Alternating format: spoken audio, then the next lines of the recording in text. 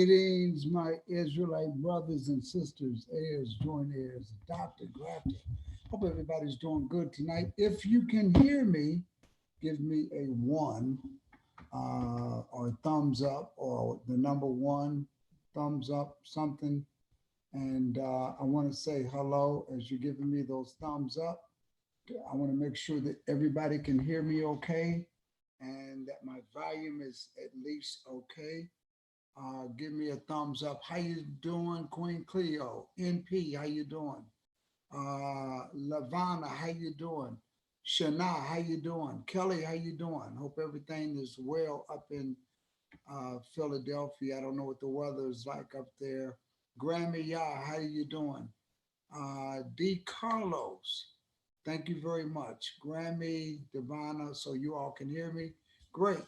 So let's get into this lesson tonight. Brother JD Israel, how you doing, my brother? Man, you know I'll bring you right in here. If you can come in and you want to do some reading, let me know. Give me a thumbs up, brother JD. I can bring you right in, my brother. If you're open for that. I just hate to bother you during the week like that. So let me know, brother JD. Glad to see him in here. Um, and I will get him connected right away. Um, so let me know, brother JD, if you could do that. Give me a thumbs up, and I'll put you right in here. He says, okay. So while I'm setting up brother JD real quick, I wanted to thank all of you all for tuning in. I'm going to send brother JD an invite, so he's going to come right in here in the chat room tonight, and he's going to help me do some reading, and we're going to have a great time. So I'm going to set him up right now, brother JD Israel. All right, so I want to get him taken care of. In the meantime, we had fun last night, so this is what we're going to do tonight. We're going to do a quick summary of what we did last night. We're not going to waste any time. We're going to get right into this lesson, and we're going to do that right now. Brother JD and I are setting up, and I got him squared away, and we're going to get him in here right now. And in the meantime, again, we're going to go through this. So, brother JD, I got you. You just got an email. Should be coming to you right now. That email is coming to you. Thank you, my brother. Okay, so let me close some of my windows so I don't have any what we call uh, messages or error messages with my internet. I have a very strong internet, but at the same time, I don't like anything blocking me. So I'm going to make sure I get rid of some stuff and do that. So that being said, I got the Bible set up, I believe, yes. And I'm going to go back over here to you all. Now, last night, what we did was um, we covered the beast. We covered not the beast. We covered the 3.5 year tribulation, but we also did cover the 3.5 years when it starts. Matthew 24. I'm gonna run through that real quick and give you a good refresher because we got brother JD here and he's gonna do some reading and we're gonna do it very fast. So I'm gonna go over here and connect him in and he's going to do the reading for me and we're going to connect you all in right away. So brother JD, I think I should have you somewhere. How you doing, my brother? Can you hear me? Brother JD, where are you? Let me go over here to make it both of us. I'm going to unmute him. There you go. How you doing, brother JD? Good, you? Doing great, man. Sometimes we just have to roll like this. Are you still there with me? I should be. You are. So here's what we're going to do, brother JD. We're going to go right into this right now. Last night, what we did was we covered the book of Matthew, the 24th chapter. And we're talking about the 3.5 year tribulation. So we're going to do that again right now. We're not going to waste any time. I've got the wrong glasses, but I'm not going to even go get the regular ones because we don't have time for that, you know? Oh, they're in my pocket. So we don't have time for that. So we're going to do what we're supposed to do right now and getting everything that we need to do. So that being said, let's get into the heart of this lesson. Okay. Now, what I want to do is, Brother JD, we're going to go to Matthew, the 24th chapter. Matthew, the 24th chapter. I'm going to look in the chat room one more time so you all will know what we're doing. Brother James, Brother Marcy, all of you all, we're going to go with this very, very quickly. Um, you said I see no sound or video. Can you see us, servant of Yah? If you all can see me and hear me, give me a thumbs up right now. If you can see us, hear us, give us a thumbs up so we can get brother servant of Yah together. Okay. If you all can hear us, see us, give me that thumbs up right now. Okay. We're going to go into this right now. Are you all there? Okay. Good. We're going to get started. Matthew, the 24th chapter. Brother JD, we're going to go over to Matthew, the 24th chapter. We're going to go through this real quick within, we're going to give everybody a refresher from what happened last night, but very quick. And we're going to go over to Matthew, the 20, where am I? Brother JD. Nope, I brought in the wrong one. Okay, we're going to go right here, Matthew, the 24th chapter, and we're going to pick it up, number 24. Now, what we're talking about, this is the tribulation, okay? And we're going to talk about when it happens. And so, and I'm going to show you, we're in the midst of that. We're in the process of the pieces of the puzzle getting in place right now. Brother JD, read verses, I want to save some time. Pick it up in verse number 15. Verse number 15. Matthew 24 and 15. When ye therefore shall see the abomination of desolation spoken of by Daniel the prophet stand in the holy place, whoso readeth, let him understand. Okay, stop right there. Now this is if anybody does not understand that we have to go back and forth between what you all call the Old Testament. I call it the book of the prophets and the law. But you have to go back. This is the Messiah is telling them to if you want to know what's going to happen and when the end of the world is going to be, he's letting you know when it's going to happen. Read verse number 3, brother JD. And as he sat upon the Mount of Olives, the disciples came unto him privately, saying, Tell us, when shall these things be? And what shall be the sign of thy coming and the end of the world? 3 questions. One of them had already happened. He's talking about when is there not going to be one stone left upon another. That happened in 70 AD. That's done now. What should be the sign of his coming? We read that. You're going to hear wars, rumors of wars. Read that in verse number 6, brother JD. The answer to the second question. Start with verse number 5. And ye shall hear. Second question. What should be the sign of his coming? Go ahead. And ye shall hear of wars and rumors of wars. See that ye be not troubled, for all these things must come to pass, but the end is not yet. So don't worry about every time somebody's getting into the war, nations, Israel, Middle East. Don't worry about that. That's going to happen. The end is not yet. Keep going. For nation shall rise against nation, and kingdom against kingdom. And there shall be famines and pestilences and earthquakes in diverse places. Don't worry about the coronavirus. Protect yourself. Stay prayed up in the Most High. He'll keep a hedge around you, but you're going to see it.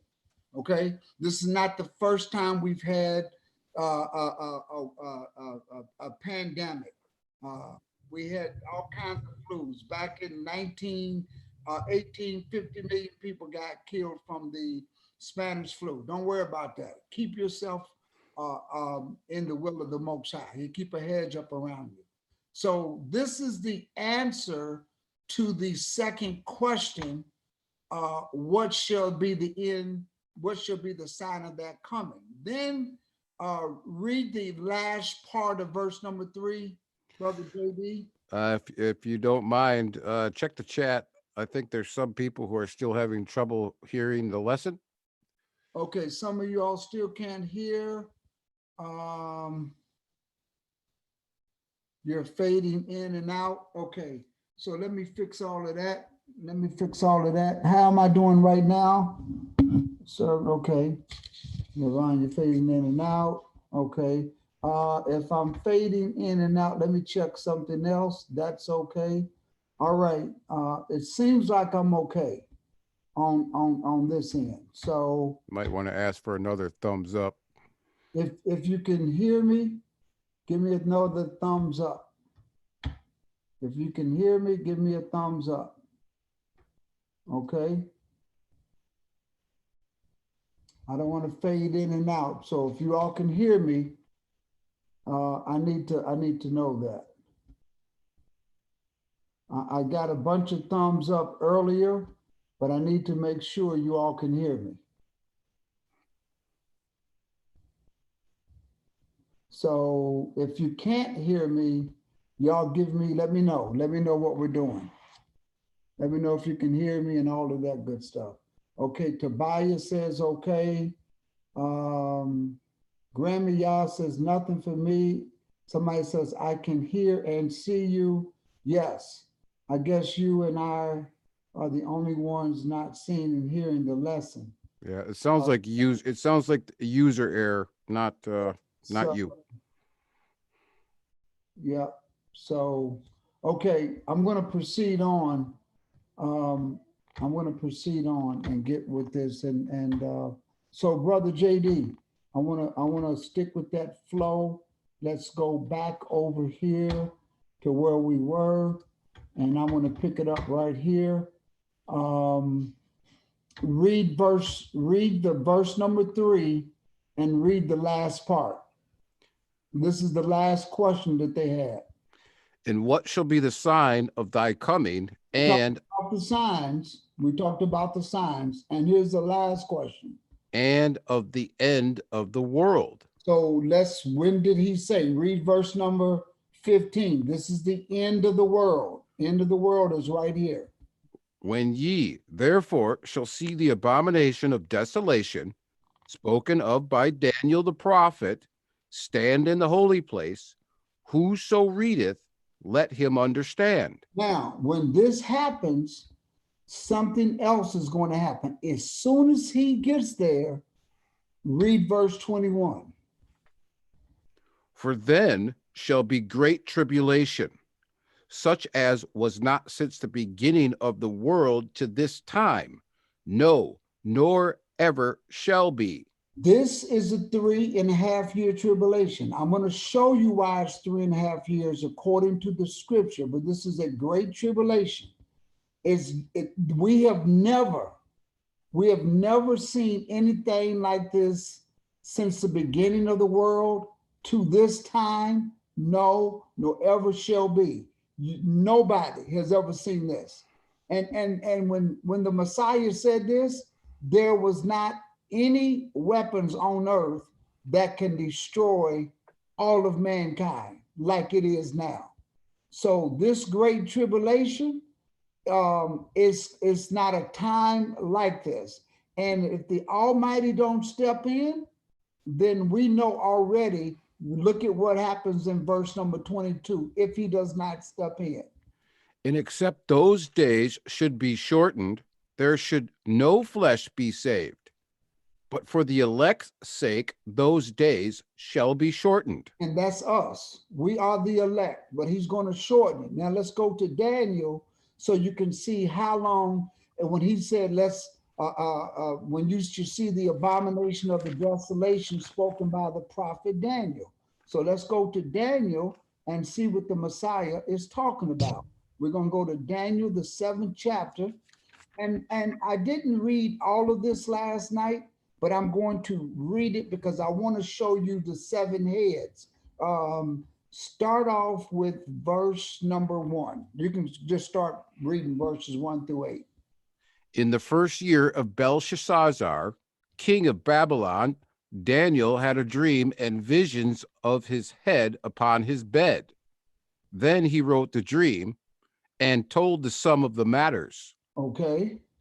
Daniel spake and said, I saw in my vision by night, and behold, the 4 winds of heaven strove upon the great sea. Okay.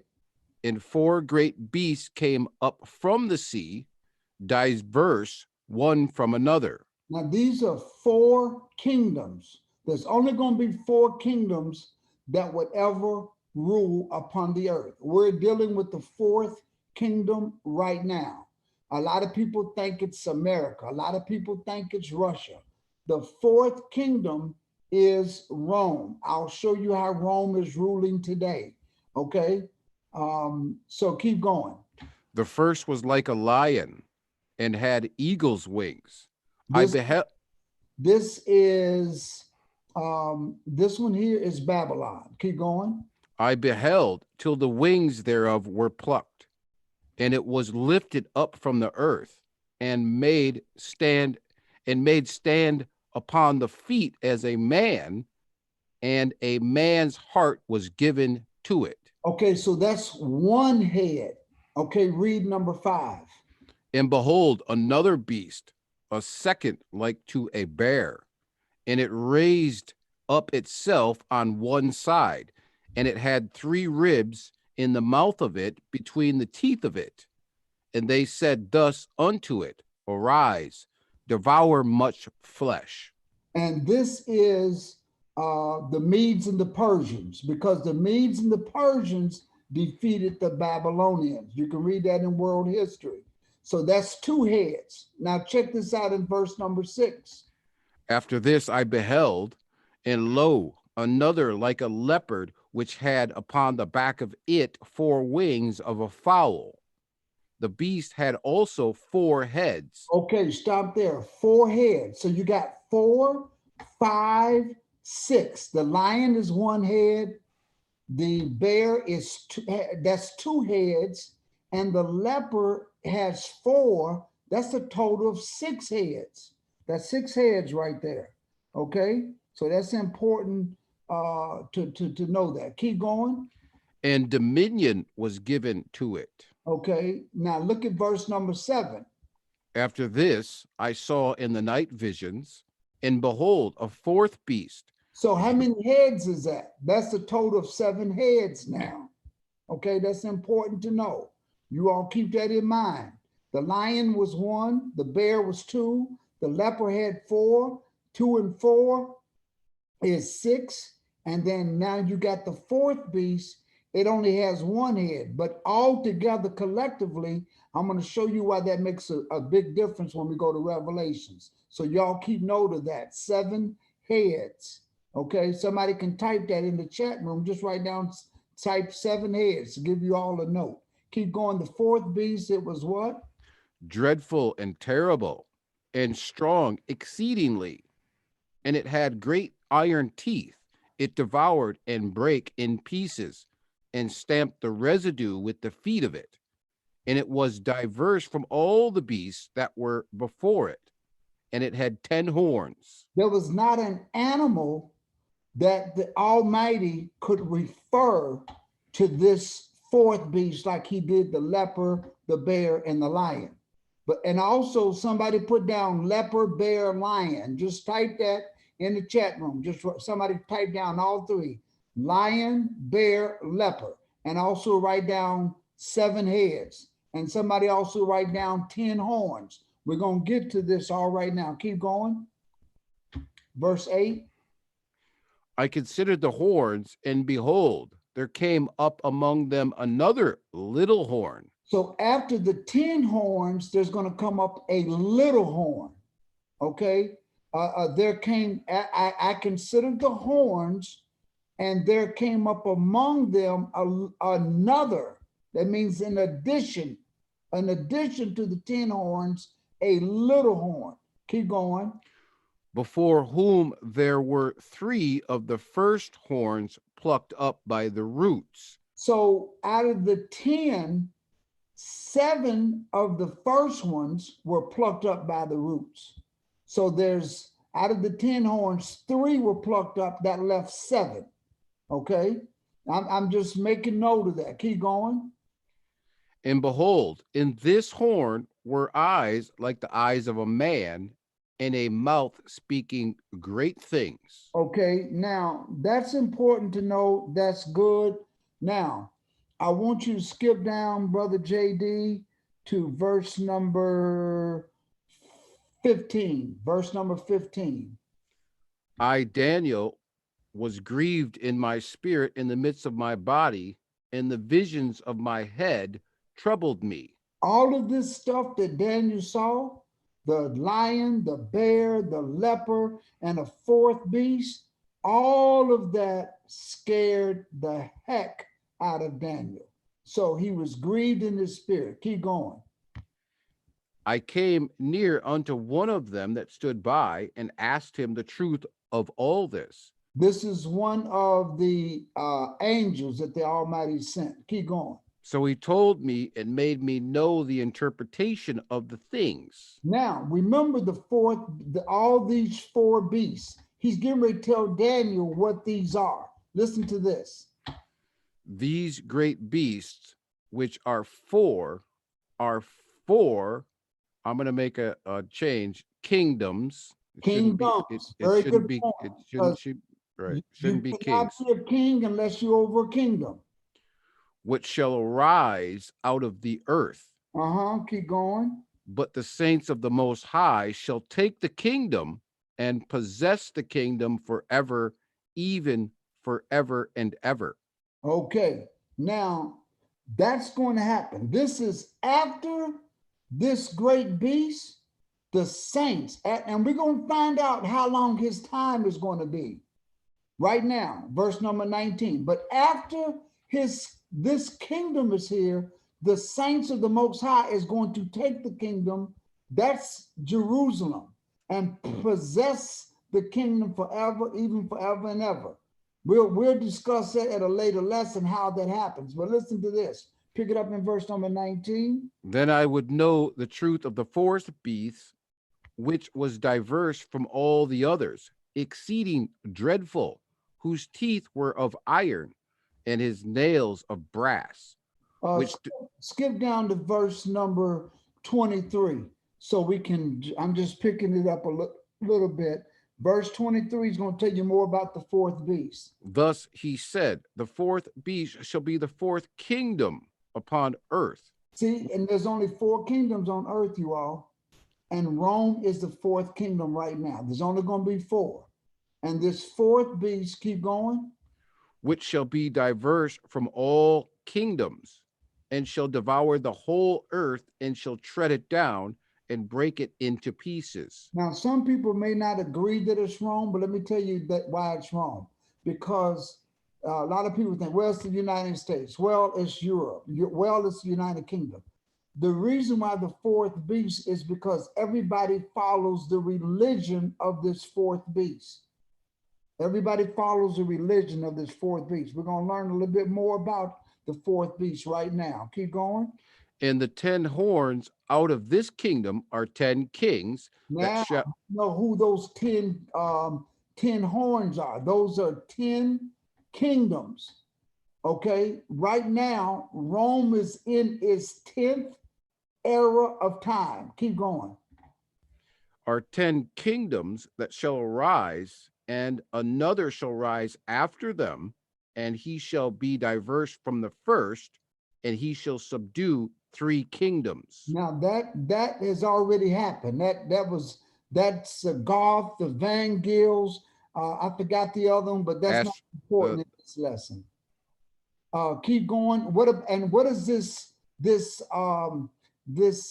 horn, this fourth beast? What about this fourth beast? Let's pick it up in verse 25. Sevisagos. Sevistigos, yes. And he shall speak great words against the Most High, and Okay, shall so this individual is going to, or this system and individual that's going to speak words against the Most High. and shall wear out the saints of the Most High, Now, and this think. is when the Almighty told Matthew, the 24th chapter, when you see the abomination of the desolation stand in the holy place, okay, then that's when the end's going to be. So we're reading it right now. So now this individual is now operating out of Jerusalem, and he's going to wear out the saints, and let's find out what he's going to do while he's there. And think to change times and laws. Now the Romans have already done that already. The issue is he's not standing in the holy place and doing it. He's not operating out of Jerusalem. He's operating out of Rome. But the Messiah was very clear in Matthew, the 24th chapter. Let's go back and look at that just for a second. He was clear when he said that. Side note. Yes. Currently, the Pope is buying a lot of real estate in Israel. Absolutely. Absolutely. Right now. And it's all beside key tourist spots and building cathedrals. So that's confirmed, Brother JD. Yes, sir. Read it right here, verse 15. When you, therefore, shall see the abomination of desolation spoken of by Daniel the prophet. So we read that, and he's already operating, but he's operating out of Rome. But where does he have to be at now? Stand in the holy place. That's the difference. And that's what's getting ready to happen. Okay, so let's go back over here to Daniel and pick that back up as to what's taking place. Okay, where are you, Daniel? There you go, right here. Daniel, the 7th chapter. So we're going to pick that right back up. Brother JD, I think we were in verse number 20. Read verse 25 again. And he shall speak great words against the Most High, and shall wear out the saints of the Most High. Now, when people say the Pope don't speak words against the Most High, yes, he does. His policies, his all of the things that he's doing, changing the day of worship, instituting a birth that doesn't exist in the Bible, Easter bunny rabbits, all of that. When you do that, you are speaking words against the Most High. And what else is he going to do?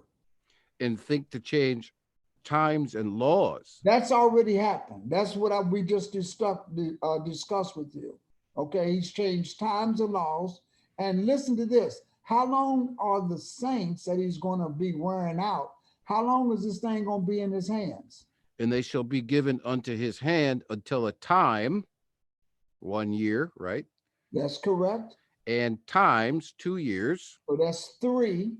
And the dividing of time. So a dividing time, half of a year is 6 months. So that's 3.5 years that he's going to be there, and he's going to be doing all of this. Okay.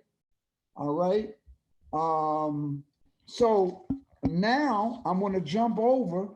We're going to jump over to Revelations 11th chapter.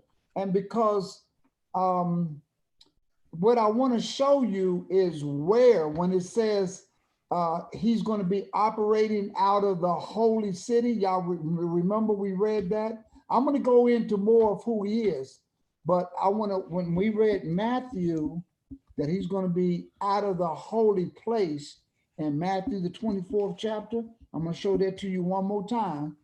We're going to go down and say, because he's already operating, but he's not operating out of the holy city.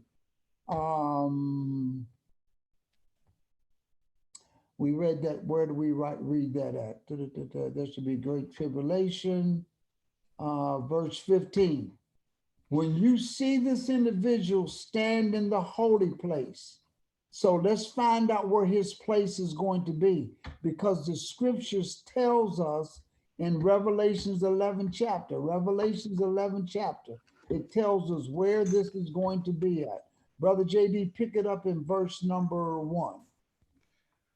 And there was given me a reed like unto a rod, and the angel stood, saying, Rise and measure the temple of God. Now what's And happening here, John, the Revelator, who that's what some people call him, he was told how things were going to look, just like Ezekiel got the same thing. Ezekiel measured the temple, but he tells him, I want you to get a reed, and I want you to measure the temple of God, and what else? measure the temple of God and the altar and them that worship therein. But notice in verse number 2, check this out. But the court which is without the temple leave out, and measure it not. Why? For it is given unto the Gentiles. So there is a court. Now, he's not going to let them build their temple on top of where his temple is going to be at.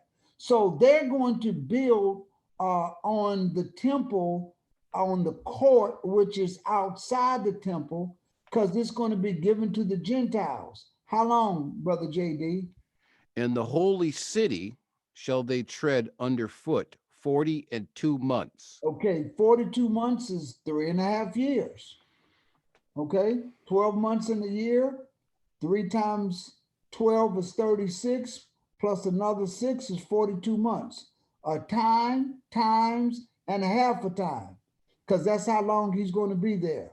And let's get some more confirmation. Read verse number. Now, while he's there and he's doing all of this kicking and roaring and all of this, the Almighty is going to leave 2 witnesses behind. Check this out. And I will give power unto my 2 witnesses, and they shall prophesy 1,260 days, clothed in sackcloth. So everybody needs to know that 1,060 days, 1,260 days, that is 3.5 years. Okay. Side note. 2 witnesses, correct? Yes. Back in before we left Egypt, how many witnesses were before Pharaoh? 2. Thank you. And let me just say this. Israel is a microcosm of what's happening in the future. Okay. So we're going to get into the wilderness right now. We're going to get into the wilderness. But what I wanted to show you is that the tribulation is going to take place when that temple is built, when the Pope or this Pope or whatever Pope is going to be, and the system of that system is operating out of the holy place.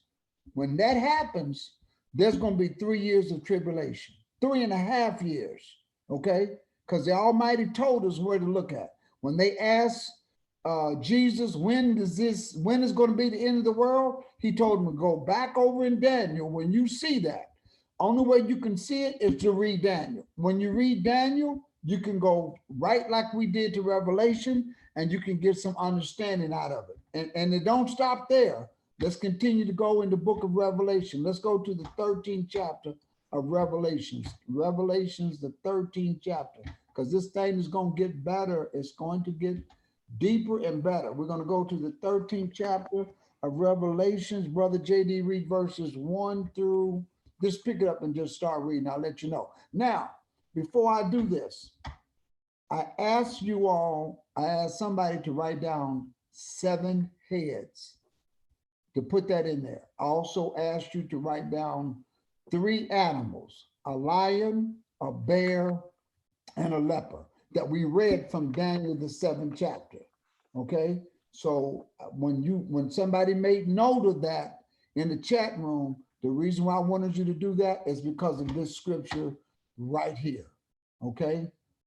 Daniel, we're going to go to Revelations, the 13th chapter. Brother JD, go ahead. And I stood upon the sand of the sea and saw a beast rise up out of the sea. What is the sea, sir? The sea is from the people, from the nations, from the world. Having 7 heads and 10 horns. Now, this is the 4th beast. This is the 4th beast. It had 7 heads. Where did those 7 heads come from? Well, the lion was one, the leper, the lion was one, the bear was 2, the leper had 4, that's 6, and then the 4th beast has its own head, so that's why it has 7 heads. 7 heads, and what else? And upon his horns 10 crowns. That lets you know that it's kingdoms. Keep going. And upon his head, or his heads, the name of blasphemy. Now, how are we going to link this to Daniel? Check this out. And the beast which I saw was like unto a leopard. Because this is why it's like a leopard. And his feet were of the feet of a bear. Uh-huh. And his mouth as the mouth of a lion. So it's a culmination. It's every kingdom. It is, let me say this. This 4th beast has residue. It has policies and practices from all of the other prior 3 kingdoms. Babylon. Y'all know what we got from Babylon? Saturnalia. Worshiping the Queen of Heaven. You know what we got from the Medes and the Persians, the Grecians, all of those Greek gods and all of that. All of that came, and Rome continued its practice of paganism. What Rome did was Rome incorporated the 4th beast, incorporated into the church. So this 4th beast, there was no animal, and he still has not named an animal to represent it. The only thing he said is it has 7 heads. Leper, the lion is 1, the bear had another one, and the leper had 4, that's 6, and its own head is 7. We read in Daniel about the 10 horns. We're not going to go back there, but we've read that. We're going to continue to pick this up so we can get into the wilderness real quick. Okay, so read verse number 2 again. And the beast which I saw was like unto a leopard, and his feet were of the feet of a bear, and his mouth as the mouth of a lion. That's and the first 3 that Daniel saw. Keep going. And the dragon gave him his power and That's his seat Uh-huh. and great authority. So he's operating under the permission or under the guidance of Satan. Keep going. And I saw one of his heads as it were wounded to death. Uh-huh. And his deadly wound was healed. And all the world wondered after the beast. Keep going. And they worshiped the dragon, which gave power unto the beast. Because when you're doing what the beast says do, it's all, Satan is all behind it. Keep going. Can you go back to verse 3, please? Yes. Verse 3, Rome rose and fell how many times? 10. Right. So that when it says he was wounded to death and his deadly wound was healed, that means they're rising for that last time.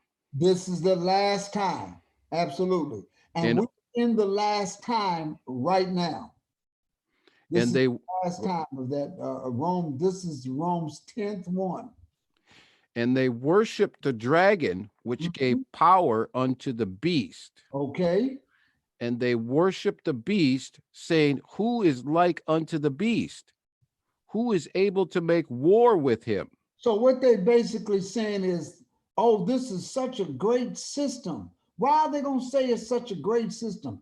And because in May of 2020, this year, the Pope has already called together a summit. That information is going to come out. We'll bring that out tomorrow night. He's calling a summit. It's going to be for the summit is going to be for the global warming and the welfare of the children worldwide. But keep this. This is why everybody's going to like him. Read verse number 5. And there was given unto him a mouth speaking great things and everything he said is going to be so wonderful. But everything that he said is going to be what? Blasphemies. Because anything you say and try to change the will of the Most High, it's a blasphemy. But how long is he going to be in power? And power was given unto him to continue 42 months. There you go, 42 months. That's 3.5 years. So this is why we call it the 3.5 year tribulation. This is why he's only going to last 3.5 years. Keep going. And he opened his mouth in blasphemy against God to blaspheme his name and his tabernacle and them that dwell in heaven. So he's over there operating out of the holy place. So everything he's doing is blasphemy. Everything he's doing is blasphemy. Keep going. And it was given unto him to make war with the saints and to overcome them, and power was given him over all kindreds and tongues and nations. Okay, now we're going to go back. We're going to go back one. Now, before we go back, I want to go to Matthew, the 24th chapter, because I want to show you that after this 3.5 year, people, that's it. Ain't nothing else happened after this. Let me show you this. Matthew, the 24th chapter.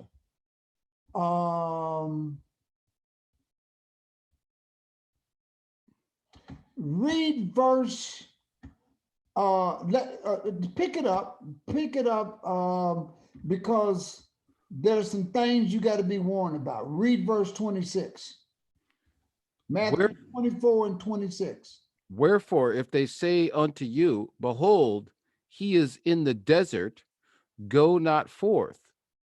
Behold, he is in the secret chambers, believe it not.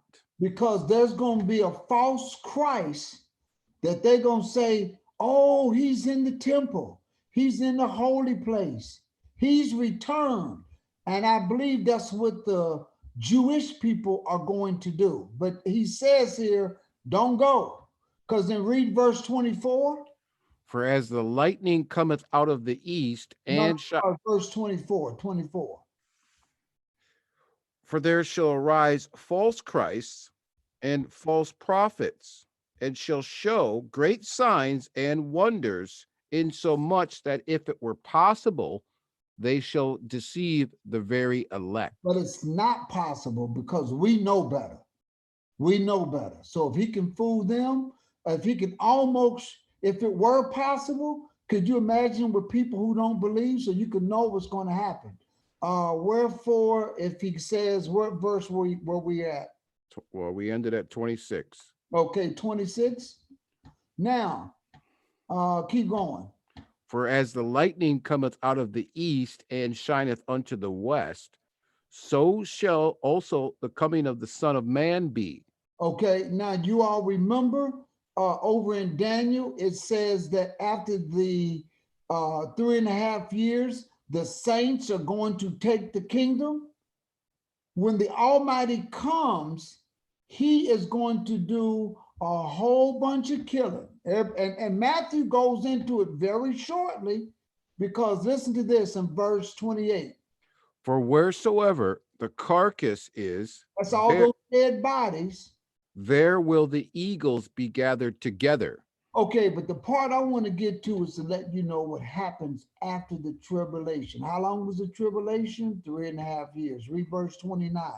Immediately after the tribulation of those days shall the sun be darkened, and the moon. Now, hold on, Brother JD. Immediately is immediately. He didn't put a time on this. He didn't say it's going to be a year. He didn't say it's going to be a month. It's immediately. after those 3.5 years, the moment that's up, what's going to happen? Before that, can I add something? Yes, sir. This is verse 29 is for anybody who watches this video and thinks that you're going to get raptured before the tribulation. I will Thank you, brother. continue. Thank you. Thank I- you. Immediately after the tribulation of those days shall the sun be darkened, and the moon shall not give her light, and the stars shall fall from heaven, and the powers of the heavens shall be shaken. That's immediately after the tribulation. Then what happens after the moon, the sun, and the continents in the skies that we know it? It's making way for who? Read verse number 30.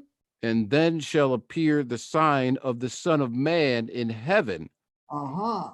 and then shall all the tribes of the earth mourn. Why are they mourning, sir? Okay, so let's go to Isaiah. I'm glad you asked. Isaiah 66. We're going Isaiah 66. This is why they all gonna mourn. Isaiah 66. Isaiah 66.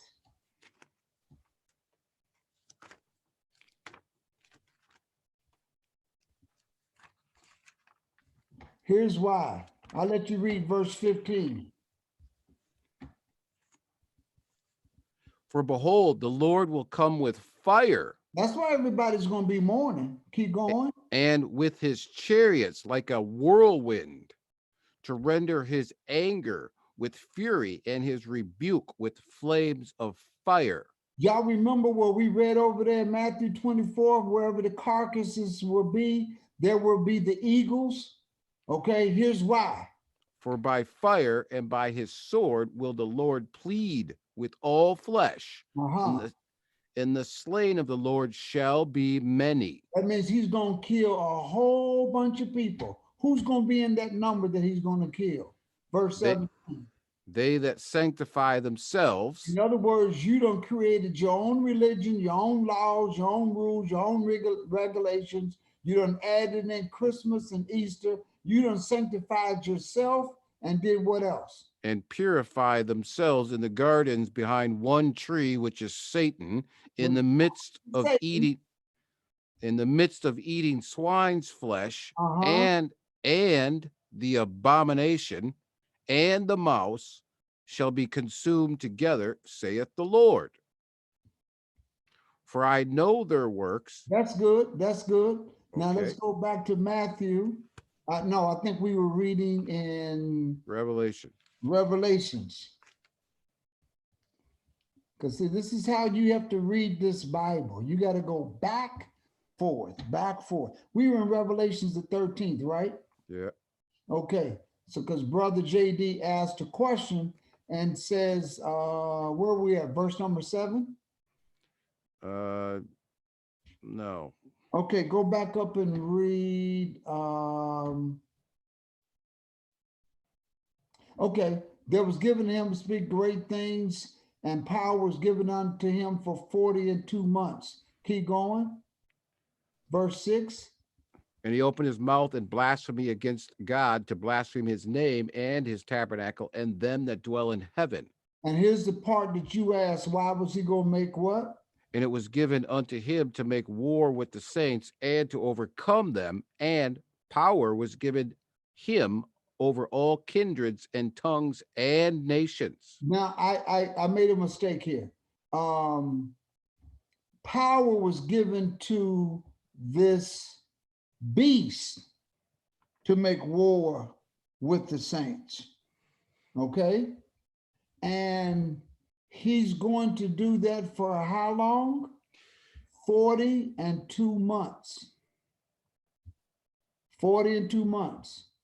And he opened his mouth and blasphemed against God, to blaspheme his name, his tabernacle, everybody that dwelt in heaven. And it was given him to make power, to make war with the saints. Okay, so all of this is important. He's going to do that. Now, let's go back up here to Revelations, the 12th chapter. Brother JD, pick it up in verse number 1. There appeared a great wonder in heaven, a woman clothed with the sun, and the moon under her feet, and upon her head a crown of 12 stars. Let me let you know who this is. This is Israel. This is Israel.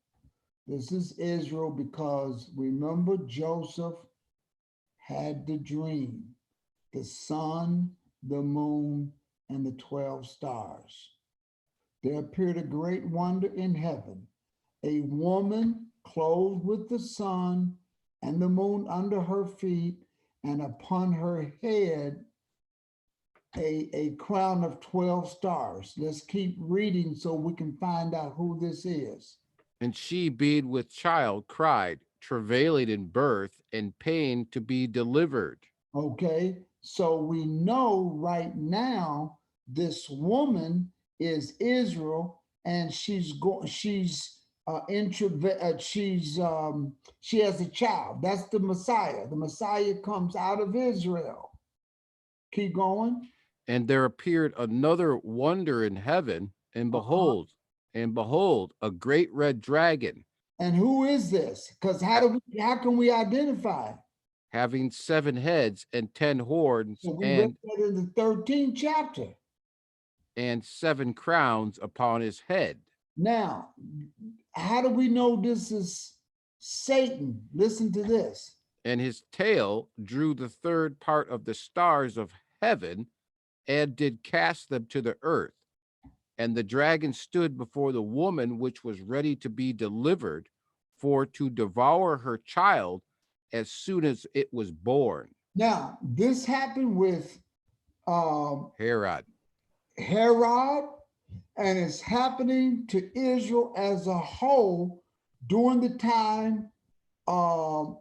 This is giving us a surmise of all the world, everything that has been taking place. This is giving a surmise of it. Keep going. And she brought forth a man child, which is Jesus, Right.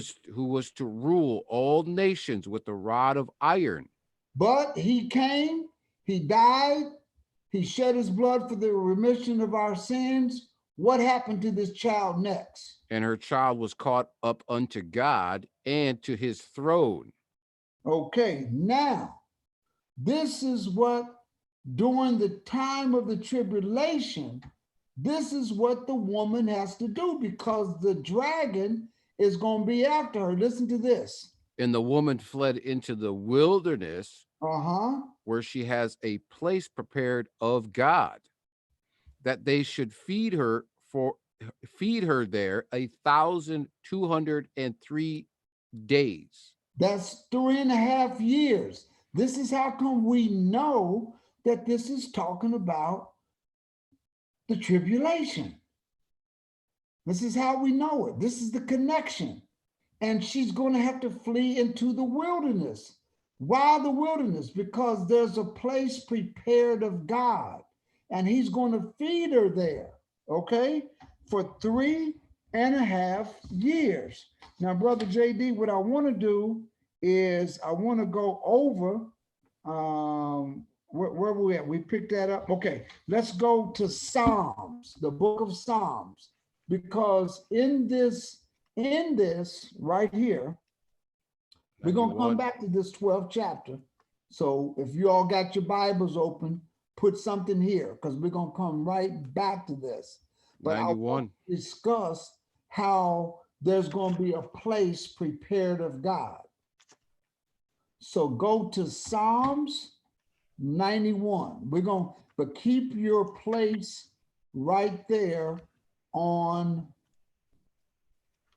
Revelations, the 12th chapter. But I'm going to show you how he's going to have a place prepared in the wilderness.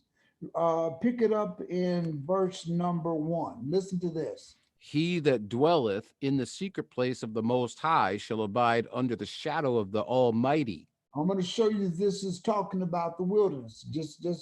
Just bear with us as we read this. I will say of the Lord, he is my refuge and my fortress, my God, in him will I trust. Okay. Surely he shall deliver thee from the snare of the fowler and from the noisome pestilence. So all of these diseases, When we're in the wilderness, you're not going to have to worry about anything. Keep going. He shall cover thee with his feathers, and under his wings shalt thou trust. His truth shall be thy shield and buckler. Okay. Thou shalt not be afraid for the terror by night, nor for the arrow that flieth by day. Keep going. The arrow would be a missile today, correct? Absolutely. Nor for the pestilence that walketh in darkness, nor for the destruction that wasteth at noonday. So while we're in the wilderness, what are we going to see? 1,000 shall fall at thy side, and 10,000 at thy right hand, but it shall not come nigh thee. So when we're in the wilderness, whether we have some sort of communication, TV, I don't know.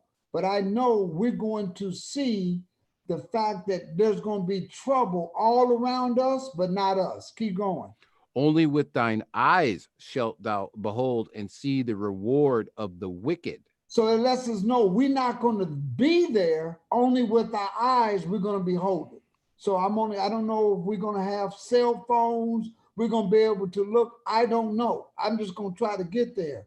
But only with our eyes are we going to behold 1,000 fall at our side and 10,000 at our right hand, but nothing's going to happen to us. Only our eyes shall see, thou behold, and see the reward of who? Because thou hast made the Lord, only with thine eyes shalt thou behold and see the reward of the wicked. Why is that? We have some sort of protection. Read verse number 9. Because thou hast made the Lord, which is my refuge, even the Most High, thy habitation. Okay, keep going. There shall no evil befall thee, neither shall any plague come nigh thy dwelling. For he shall give his angels charge over thee, to keep thee in all thy ways. They shall bear. I'm sorry, go ahead, Brother JD. They shall bear thee up in their hands. Oh, no, we can stop right there. I want to show you that the Almighty, this is not the first time that he's done this for Israel. It's not the first time. Let's go to Exodus, the 23rd chapter. I just want to read one verse, verse number 20. This ain't the first time. Listen to this.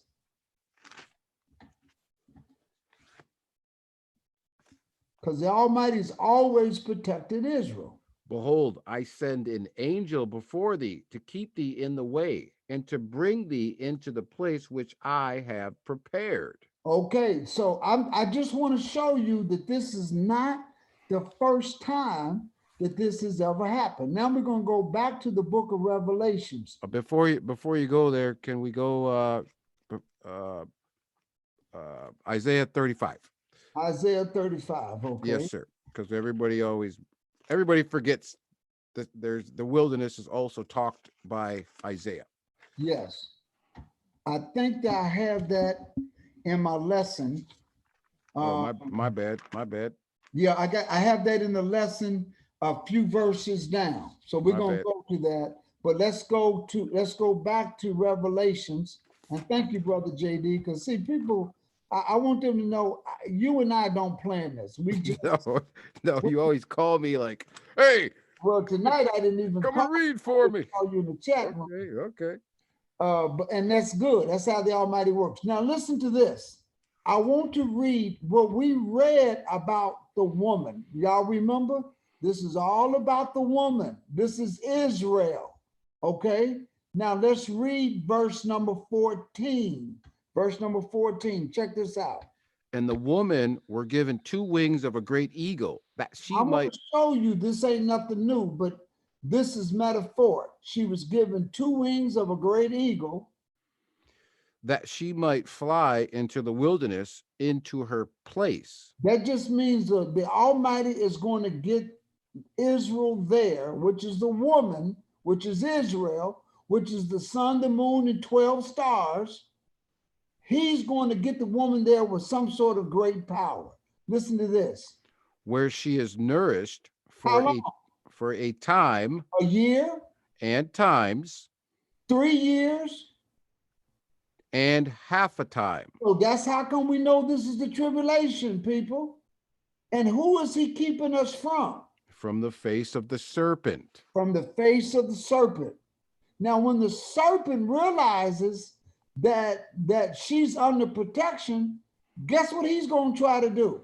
And the serpent cast out of his mouth water as a flood after the woman, that he might cause her to be carried away of the flood. So in other words, whether he's going to send an army, I don't know what that flood he's going to send metaphorically, but he's going to send it after the woman because the Almighty's got us in the wilderness. But guess what happens to us in verse 16? And the earth helped the woman, and the earth opened her mouth and swallowed up the flood which the dragon cast out of his mouth. So just so you know that so you know that flood is an army, just so you know. It's an army, yes. Yes, it and is. Just like when we read in Exodus 23 and 20, he says, I'll send an angel before thee that will keep you in the way to bring you into a place where the Almighty is going to have his angels protecting us. The reason why I say that it is an army, because when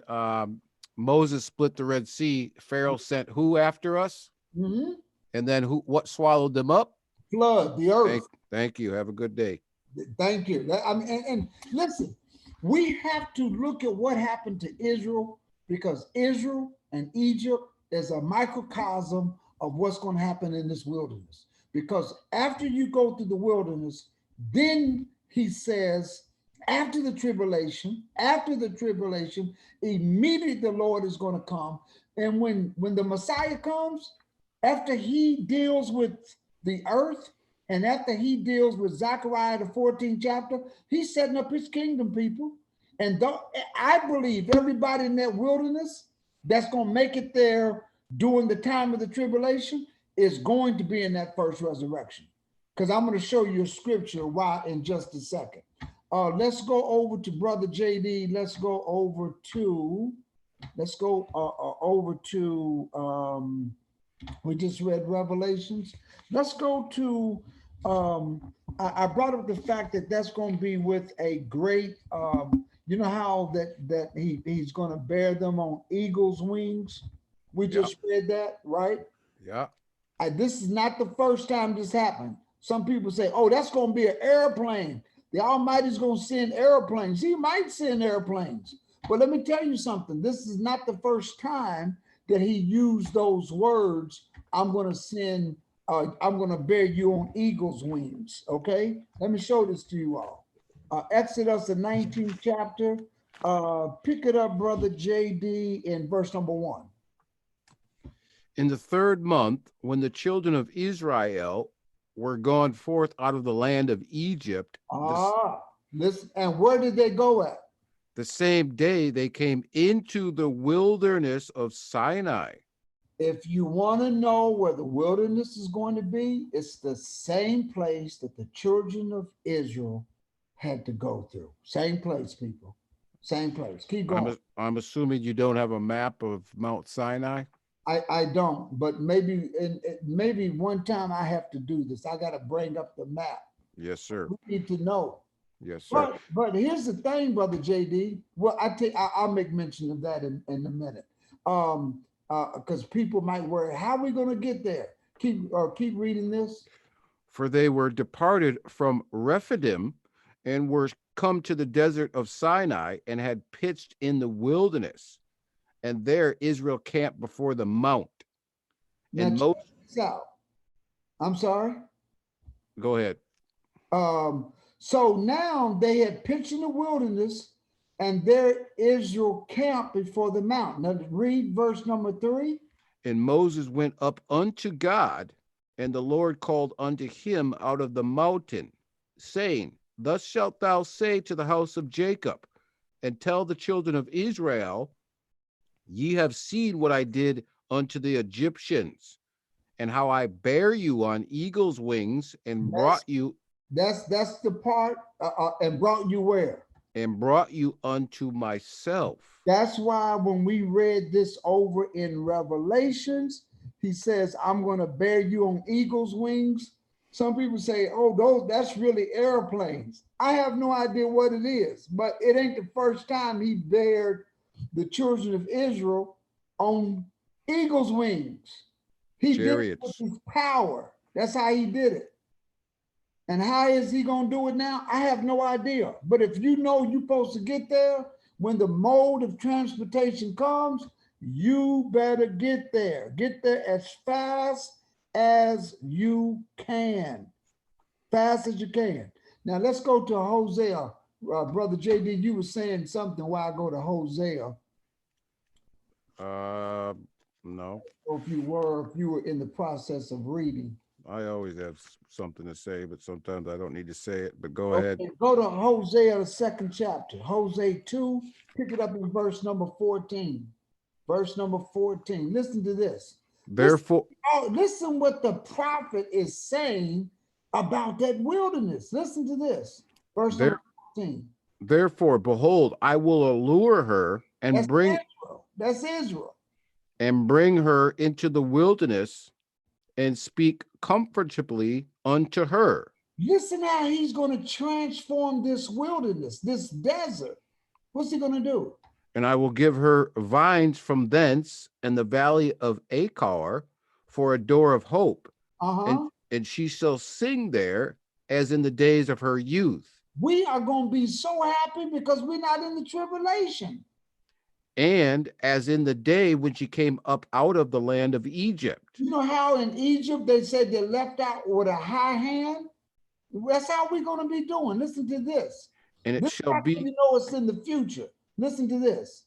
And it shall be at that day. At that day. Whenever you see at that day, that's talking about the future, people. Keep going. Saith the Lord, that thou shalt come call me Ishai. That means husband. That means my husband. That's what that word means. Because Israel is a bride. And when the Messiah returns, he's the groom. Keep going. And shall call me no more Baali. For I will, Lord, because now he's more personable. He's husband now. Keep going. For I will take away the names of Balaam out of her mouth, and they shall no more be remembered by their name. Keep going. And in that day I will make a covenant for them with the beasts of the field and with the fowls of heaven and with the creeping things of the ground, and I will break the bow and the sword and the battle out of the earth, and will make them to lie down safely. So in other words, we're not going to have to worry about anything outside extremities. The Lord is going to use nature, and everything is going to be working in our favor. Keep going. And I will betroth thee unto me forever. Yea, I will betroth thee unto me in righteousness and in judgment and in loving kindness and in mercies. I will even betroth thee unto me in faithfulness, and thou shalt know the Lord. Keep going. And it shall come to pass in that day. And that day. I will hear, saith the Lord, I will hear the heavens, and they shall hear the earth. Keep going. And the earth shall hear the corn and the wine and the oil, and they shall hear Jezreel. And I will sow her unto me in the earth, and I will have mercy upon her that had not obtained mercy. And I will say to them which were not my people, thou art my people, and they shall say, thou art my God. Because in order to get to that wilderness, we're going to have to return back to the Most High. If you don't turn back to him before that tribulation, you're not going to make it into the wilderness. And here's a great point Brother JD wanted to bring out in Isaiah 35. Isaiah 35. So you can get an understanding how this is going to work. Listen to this. The wilderness and the solitary place shall be glad for them. Now the wilderness is going, hey, come on. Everything is good because he knows that the land, even though it's a desert right now, it's going to be prepared for us. And the desert shall rejoice and blossom as the rose. Keep going. It shall blossom abundantly and rejoice even with joy and singing. Uh-huh. The glory of Lebanon shall be given unto it. We are the glory of Lebanon. Keep going. The excellency of Carmel and Sharon, they shall see the glory of the Lord and the excellency of God. Keep going. Strengthen ye the weak hands and confirm the feeble knees. I like this part because no matter what condition you come in, when you get to that wilderness, things are going to be all right. Keep going. Say to them that are of a fearful heart, be strong, fear not. Behold, your God will come with vengeance. How do we know it's going to come? Because immediately after the tribulation in Matthew 24, immediately after the 3.5 years, keep going. Even God with a recompense, he will come and save you. He's going to come with the recompense. We read that in Isaiah 66. He will come and save you. He's going to take us right out of that wilderness. Check this out. Then the eyes of the blind shall be opened, and the ears of the deaf shall be unstopped. Keep going. What about if you can't walk good? Then shall the lame man leap as an hart, okay, and the tongue of the dumb sing. So if you didn't have all the complete understanding, but because you're obedient, everything's going to keep going. But what about the wilderness? What's going to happen there? For in the wilderness shall waters break out, and streams in the desert. Now, this is just going to become drinking wells. It's just going to pop up from nowhere. Keep going. And the parched ground shall become a pool, and the thirst. All that dry ground, guess what? And the thirsty land springs of the water be like springs of water. In the habitation of dragons. That's lizards and all of the things that's out there, the reptiles that's out there. Keep going. Where each lay shall be grass with reeds and rushes. Okay. And some people say this is also a plant, but I also looked at it to be whatever. But keep going. Which each shall lay and shall be grass with what? Grass with reeds and rushes. Now, this is how come if you're dealing in the pleasant place, the truth, the knowledge, the laws, the statutes of the Most High, guess what's going to be there? And an highway shall be there, and a way, and it shall be called the way of holiness. Now, it's the way of holiness. Now, this right here, when somebody say, you know what, I'm just going to I'm going to live anywhere I want to, and I'm just going to follow y'all to the wilderness. Guess what? The unclean shall not pass over it. Unclean is not going to pass over it. But it shall be for those, the wayfaring men, though fools, shall not err therein. Listen, it's going to be a perfect place. Listen to this. Verse number 9. No lion shall be there, Uh-huh. nor any ravenous beast shall go up thereon. Uh-huh. It shall not be found there, but the redeemed shall walk there. That's us. That's Israel. Keep going. And the ransomed of the Lord shall return and come to Zion with songs and everlasting joy upon their heads. They shall obtain joy and gladness and sorrow, and sighing shall flee away. Now, I want to stay in Isaiah. I want to say in Isaiah just for 1 second. Because let me share this with you, because I can actually almost end this right now, because this is the first set of the wilderness. This is the first resurrection. When the Almighty returns, he's going to, Brother JD, I want to go back to Matthew 24, so you can see what happens immediately after the tribulation. and he's going to return. Now, I just want to read that one more time. Immediately after the tribulation, so people can know that the tribulation is not 7 years.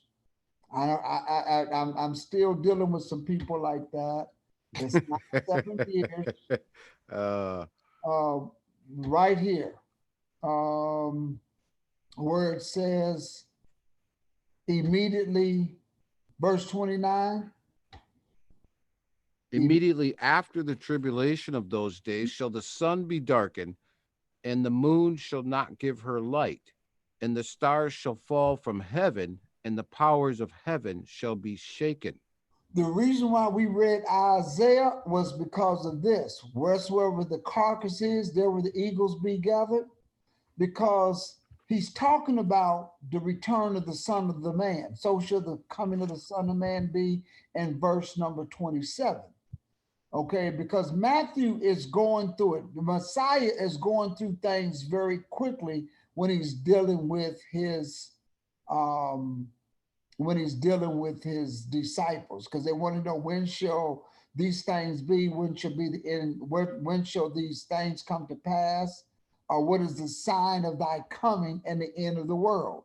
So the end of the world is the abomination of the desolation, 3.5 years. That's the tribulation. But read this right here in verse 29. Immediately after the tribulation of those days shall the sun be darkened, and the moon shall not give her light, and the stars shall fall from heaven, and the powers of the heavens shall be shaken. And we asked that because we talked about the morning part, verse 30. And then shall appear the sign of the Son of Man in heaven, and then shall all the tribes of the earth mourn. And you would ask me, why are they going to mourn? That's why we jumped over to Isaiah 66. I lost my place in the earlier part of that, and we went right to my bad. To 12. Yeah, that was my fault. Back here. So, after the tribulation, then shall the Son of Man appear in heaven. Okay. In other words, this is when he's going to return. Remember the angels, after he had resurrected after 40 some odd days, they said, this same Messiah that you see going up, he's going to come right back. You can read when he returns in Zechariah the 14th chapter. And all the earth and all the tribes of the earth are going to mourn. And what else are we going to see, Brother JD? They shall see the Son of Man coming in the clouds of heaven with power and great glory. And then what's going to happen? And he shall send his angels with a great sound of a trumpet, and they shall gather together his elect from the four winds, from one end of heaven to the other. Okay, now I have to go back to Revelations, because the question is, what happens to those people who don't make it to the wilderness? We're going to end this right here. Revelations, the 12th chapter.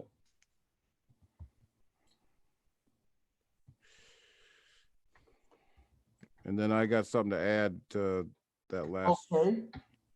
Now, when this woman gets into the wilderness, Satan comes at her. Remember, the earth helped the woman, and the earth opened her mouth and swallowed up the flood which the dragon cast out of his mouth. What does the dragon do after he can't get to the woman? And the dragon was wroth with the woman. So he couldn't get to all of us that make it to the wilderness. He's upset. So what does he do in return? And went to make war with the remnant of her seed. So that's everybody else. That's the remnant of her seed. And how do we know who they are? Which keep the commandments of God and have the testimony of Jesus Christ. Absolutely. Absolutely. And so when you read Revelations, the 7th chapter, it talks about those that were beheaded. If you don't take the mark of the beast, you're going to be fine. Okay? You're going to be fine. But here's those right here. He saw 144,000. This is in Revelations, the 7th chapter, 12,000 from each tribe. But then he says this, read verse 13. And one of the elders answered, saying unto me, what are these which are arrayed in white robes, and whence?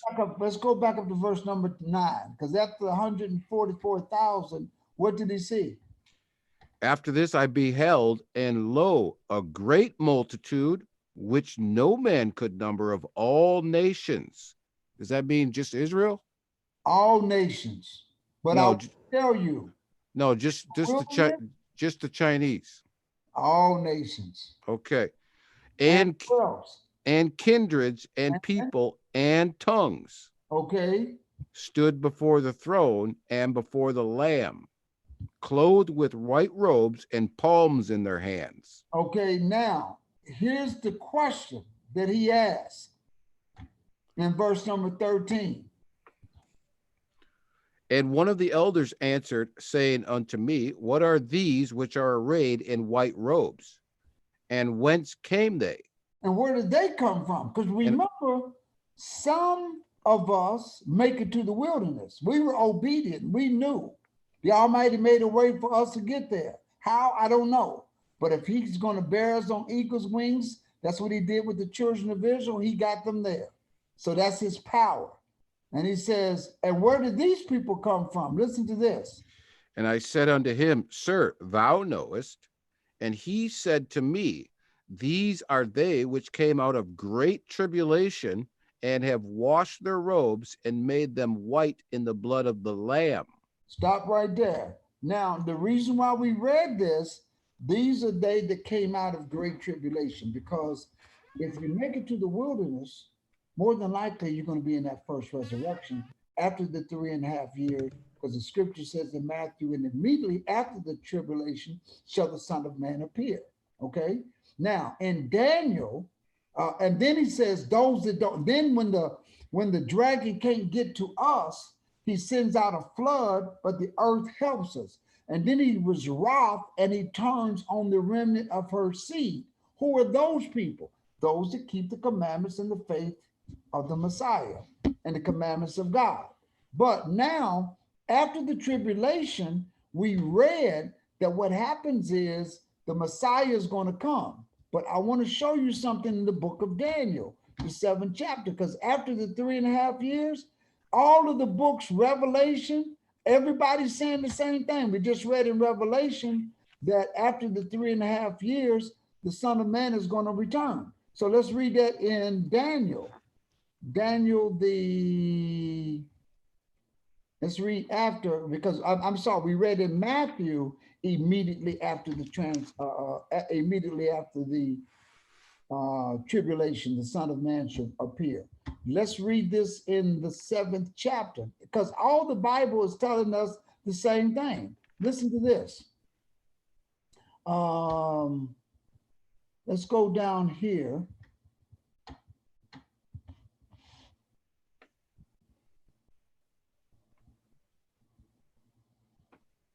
Right here, let's see. Right here. Pick this up right here in verse number 8. I considered the horns, and behold, there came up among them another little horn, which whom there were 3 of the first horns plucked up by the roots. And behold, in this horn were eyes like the eyes of a man, and a mouth speaking great things. So this is the time that he is going to be in power for the 3.5 years. Keep going. I beheld till the thrones were cast down, and the ancient that belonged to this beast. Keep going. And the Ancient of Days did sit. That's the Messiah. Whose garment was white as snow, and the hair of his head like the pure wool. His throne was like the fiery flame, and his wheels as burning fire. Now there you go. I'm gonna skip down here, where it says that this beast took over. Now it's concerning the rest of the beasts. They had what? As concerning the rest of the beasts, they had their dominion taken away. Their dominion, their power is going to be taken away. Yet their lives were prolonged for a season and time. Because they're going to be cast into the lake of fire. Keep going.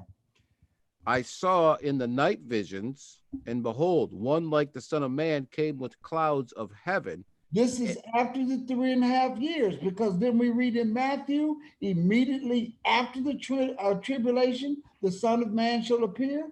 So here it is. Behold, one like the Son of Man came with the clouds of heaven. And came to the Ancient of Days, and they brought him near before him. Keep going. And there was given him dominion and glory and kingdom. Did we just read this in Revelations? That all people, nations, and languages should serve him. His dominion is an everlasting dominion which shall not pass away, in his kingdom that which shall not be destroyed. Now, this is the same dream that Nebuchadnezzar had in Daniel, the 2nd chapter. I believe it was the 2nd chapter. We're going to go back and look at it. No, it is. Okay. Nebuchadnezzar had a dream. Y'all read this. The king commanded all the magicians, astrologers to come show him his dream. Nobody could show him his dream. You all remember that? We'll do a lesson on that at a later date. But check this out. Daniel saw and received the vision of the dream.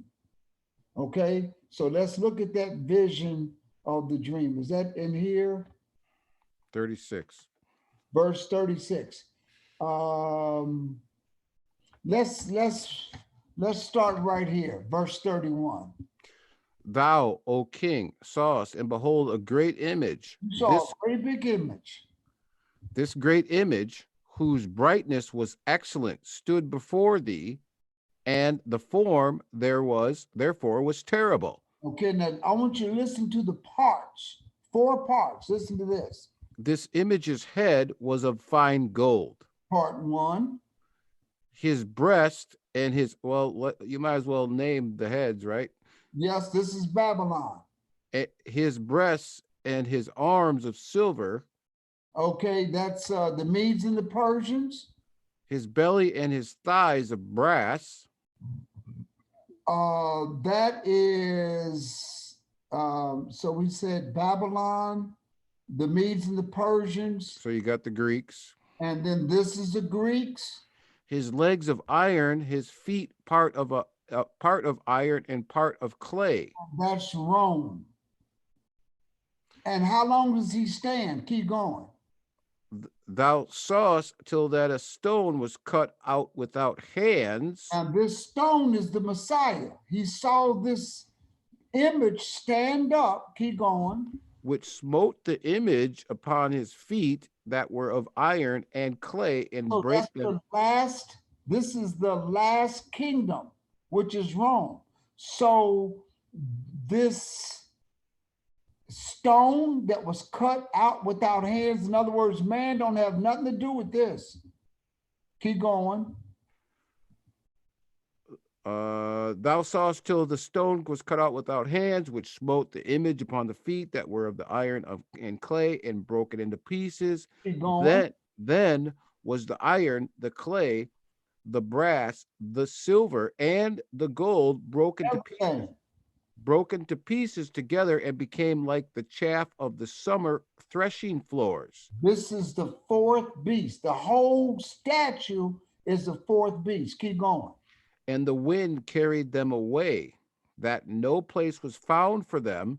And the stone that smote the image became a great mountain. That's the Messiah. He's going to set up his kingdom. That's what the great mountain is. and filled the whole earth. Okay, now let's get the interpretation of the dream. Verse 36. This is the dream, and we will tell the interpretation thereof before the king. Okay. Thou, O king, art the king of kings, for God of heaven has given thee a kingdom, power, and strength, and glory. Now he's building him up. So let's continue in verse 38. And wheresoever the children of men dwell, the beasts of the field, and the fowls of the heaven has he given into thine hand. He's a king of Babylon, but this just lets you know when the Almighty, when he deals with the kings of the earth, he puts them in place. Y'all can hate Donald Trump all you want. The Almighty put him in place. That's just what it is. Keep going. And has made thee ruler over them all. Thou art this head of gold. But that's Babylon, because Nebuchadnezzar is the king of Babylon. Keep going. And after thee shall arise another kingdom inferior to thee. That is the Medes and the Persians. And another third kingdom of brass. That is the Greeks, Alexander the Great. Which shall bear rule over all the earth. Okay, keep going. And the fourth kingdom shall be strong as iron. That is Rome. Keep going. For as much as iron breaketh in pieces and subdueth all things. This is also the fourth beast. Keep going. And as iron that breaketh all these, shall it break in pieces and bruise. Now let's go into a little bit more detail about the fourth beast.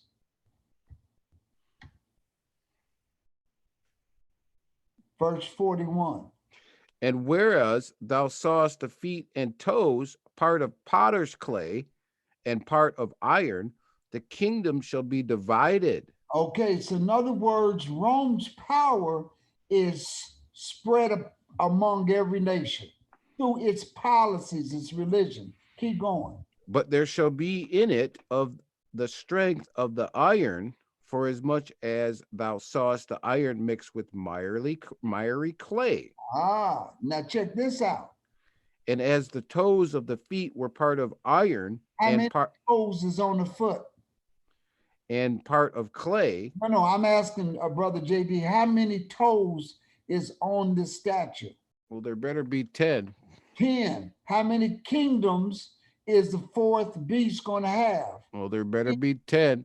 There you go. Keep going. And as the toes of the feet were part of iron and part of clay, so the kingdom shall be partly strong and partly broken. Because Rome sits on 7 hills. Rome has 7 heads. Rome does not have much power in the Vatican, but it has a lot of influence. Keep going.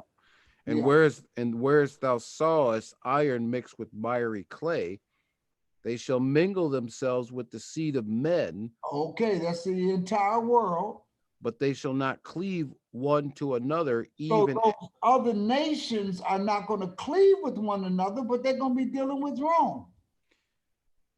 Even as iron is not mixed with clay. Keep going. And in the days of these kingdoms, I changed that word on purpose. There you go.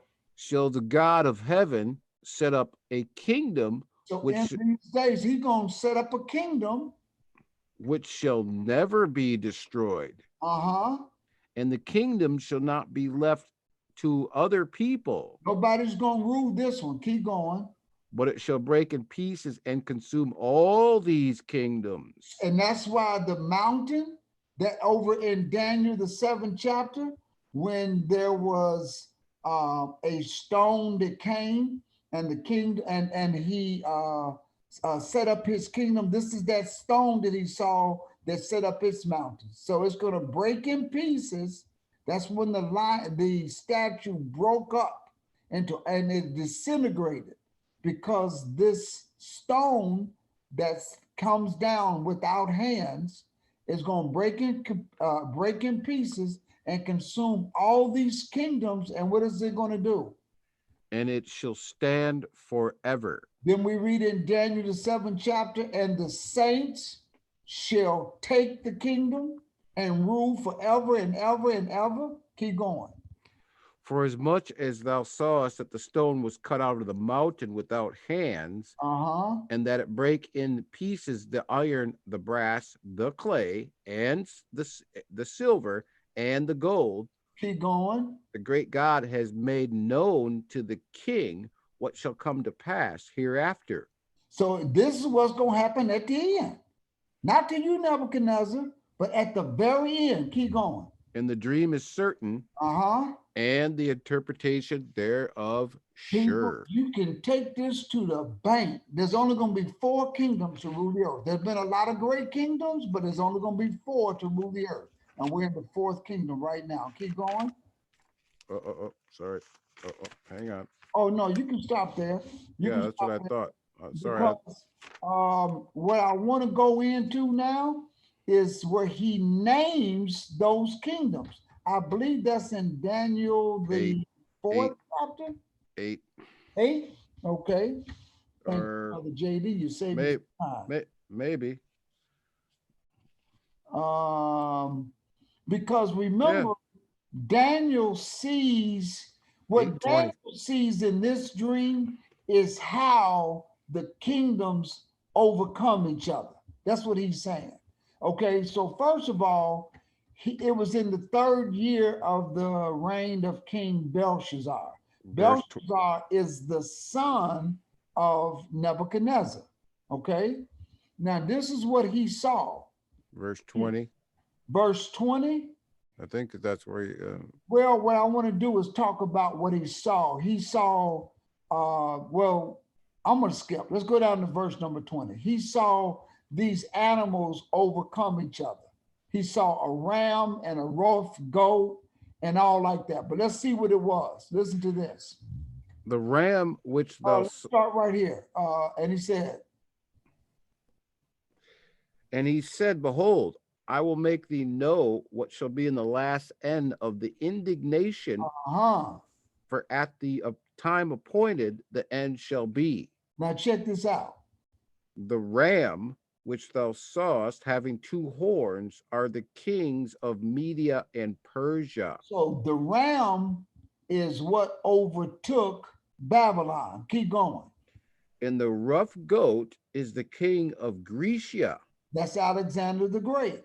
And the great horn that is between his eyes is the first king. That's the first king. Alexander the Great, when you read in the encyclopedia, he didn't live long.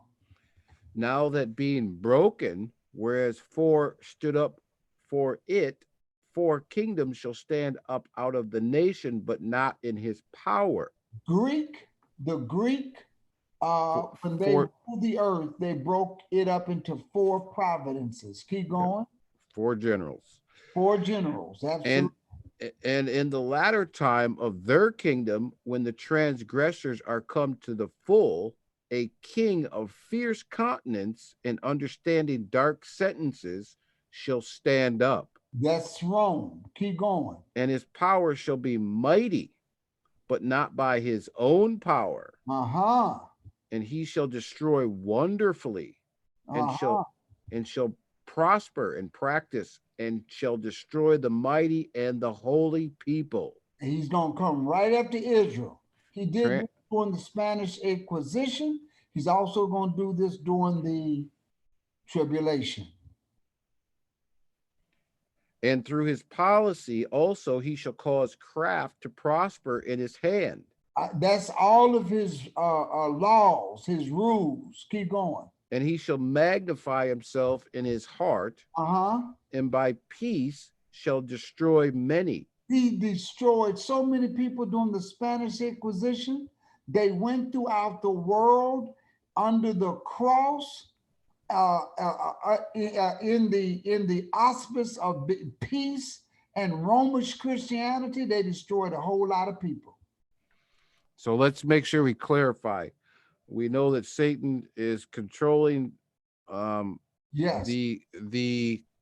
system of the popes. So it's not always a specific pope, but through all the popes, Satan has been controlling them.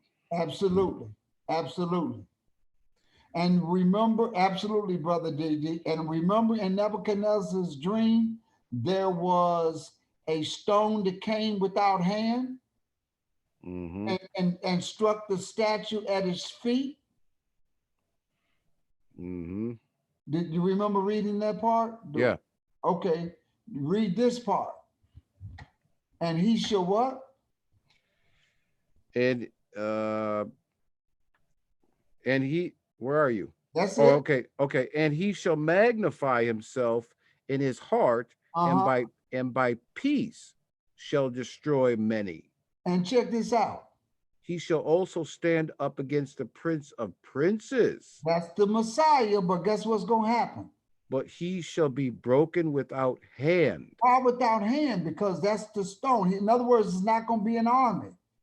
It's not going to be done with an army. It's not going to be done with flesh. It's going to be done by the Most High himself.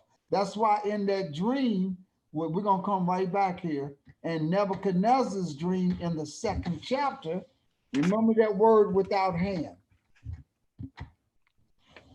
Go see, this is how you have to put everything together. You got to put everything together. Okay? He's telling, Daniel says, and then he saw a stone. Let's see where the night visions. The astrologers couldn't tell him. Terrible brass. Okay, here it is. Read verse number 35. Then was the iron, the clay, the brass, the brass, the silver, and the gold broken to pieces together and became like the chaff of the summer threshing floors. And the wind carried them away. In other words, all the kingdoms are gone now. That no place was found for them. And the stone that smote the image became a great mountain and filled the whole earth. That's the Messiah. That's who that is. We just read in the 8th chapter. And go down here in verse 45. Without hands. Listen to this. For as much as thou sawest that the stone was cut out of the mountain without hands. What did it do? And that it break in pieces the iron, the brass, the clay, the silver, and the gold, the great God has made known to the king what shall come to pass hereafter.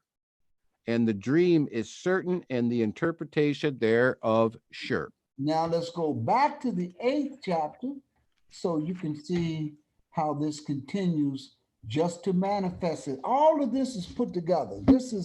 I love this story. I love this story. Listen to this.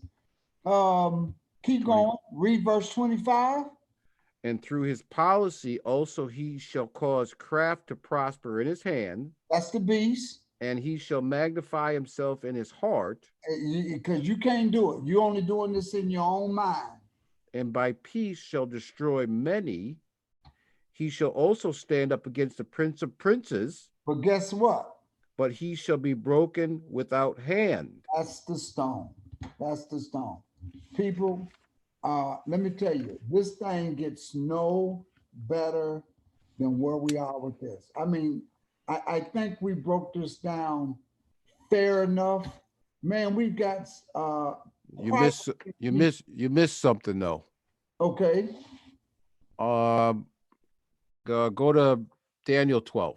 With Daniel the 12th chapter, I know you all are having a good time. I'm having a good time. I was supposed to watch that debate tonight, but that's going to be a joke. Yeah.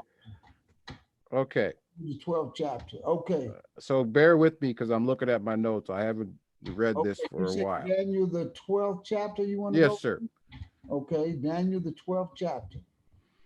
Start at verse 11. Okay. I'm going to read this for Brother JD. Verse 11. And it says this. And from the time that the daily sacrifice shall be taken away, and the abomination that maketh desolate set up, there shall be 1,290 days. Okay, so now that is the fake Jews are setting up the temple. They're going to bring Yeah. back the animal sacrifice, right? Yes. And the abomination the abomination of desolation, which is the Pope, is going to say that's enough. Um, get out of here with that, correct? Yes. Okay, now, and I'm going through my notes. Like I said, just bear with me. So if I get screwed up, forgive me. Now go to Daniel 8 and 14.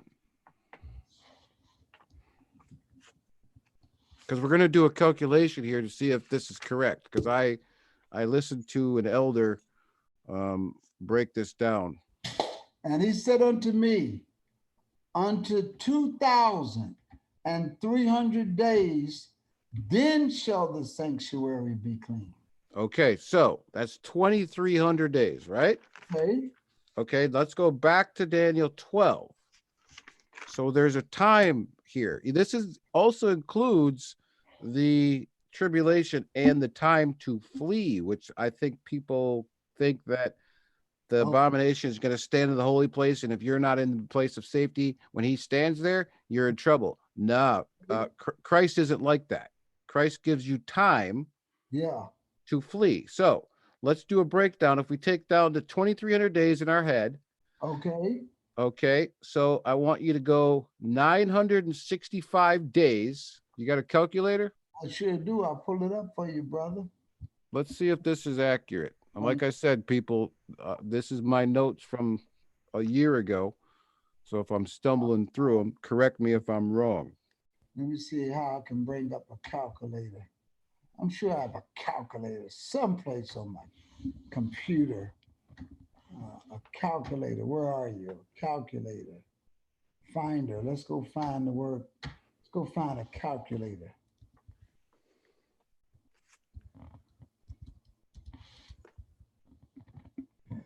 You know, I have, let me see here, Brother JD. Stay right there. You have a calculator on your computer. Yeah, I do. I'm just looking for it, brother. Okay, I think I got it. Okay, let me get out of this. I'm gonna put my calculator over here. I'm gonna get out of this. Brother JD wants to go to the calculator, which is right here. I want to say to all of those that give to our Patreon account, the software that I'm using, the microphones, all of that. Thank you because this is what allows us to have this platform. What do you want me to do it so quickly? What do you want me to do? So let's start at the 2,300. 2,300. And we're going to work backwards. Okay, so 965 days. That'll be when they build the third temple and they go through all their animal sacrifice rituals. You want me to subtract 960? Yeah, we're going to go backwards. Okay, keep going. Okay, now back in Daniel 12 and 12, we're going to verify the 1,335 days. So you got to bring back up your Bible. Let me bring back up the Bible. Okay. Yep. So let's go back over there and see if we can do that. Yeah, let's bring this out and let's go back to the scriptures, which is Daniel right here. Okay. This is the 12th chapter. Okay, so we're at 12:12. 12:12 says, blessed is he that waiteth and cometh to the 1,335 days. Okay, now take away, now that's during the tribulation, but there's going to be a gap. So now take away 45 days. And the 45 days, if you go back into Matthew 24, it references that the abomination of desolation is going to set up. So now get your calendar or I'm sorry, get your calculator back up, Okay. and we can go Did, there and read it. did you want me to go, or you want me to go to? No, you don't have to, but we can if you want. We go to the calculator. Matthew 24.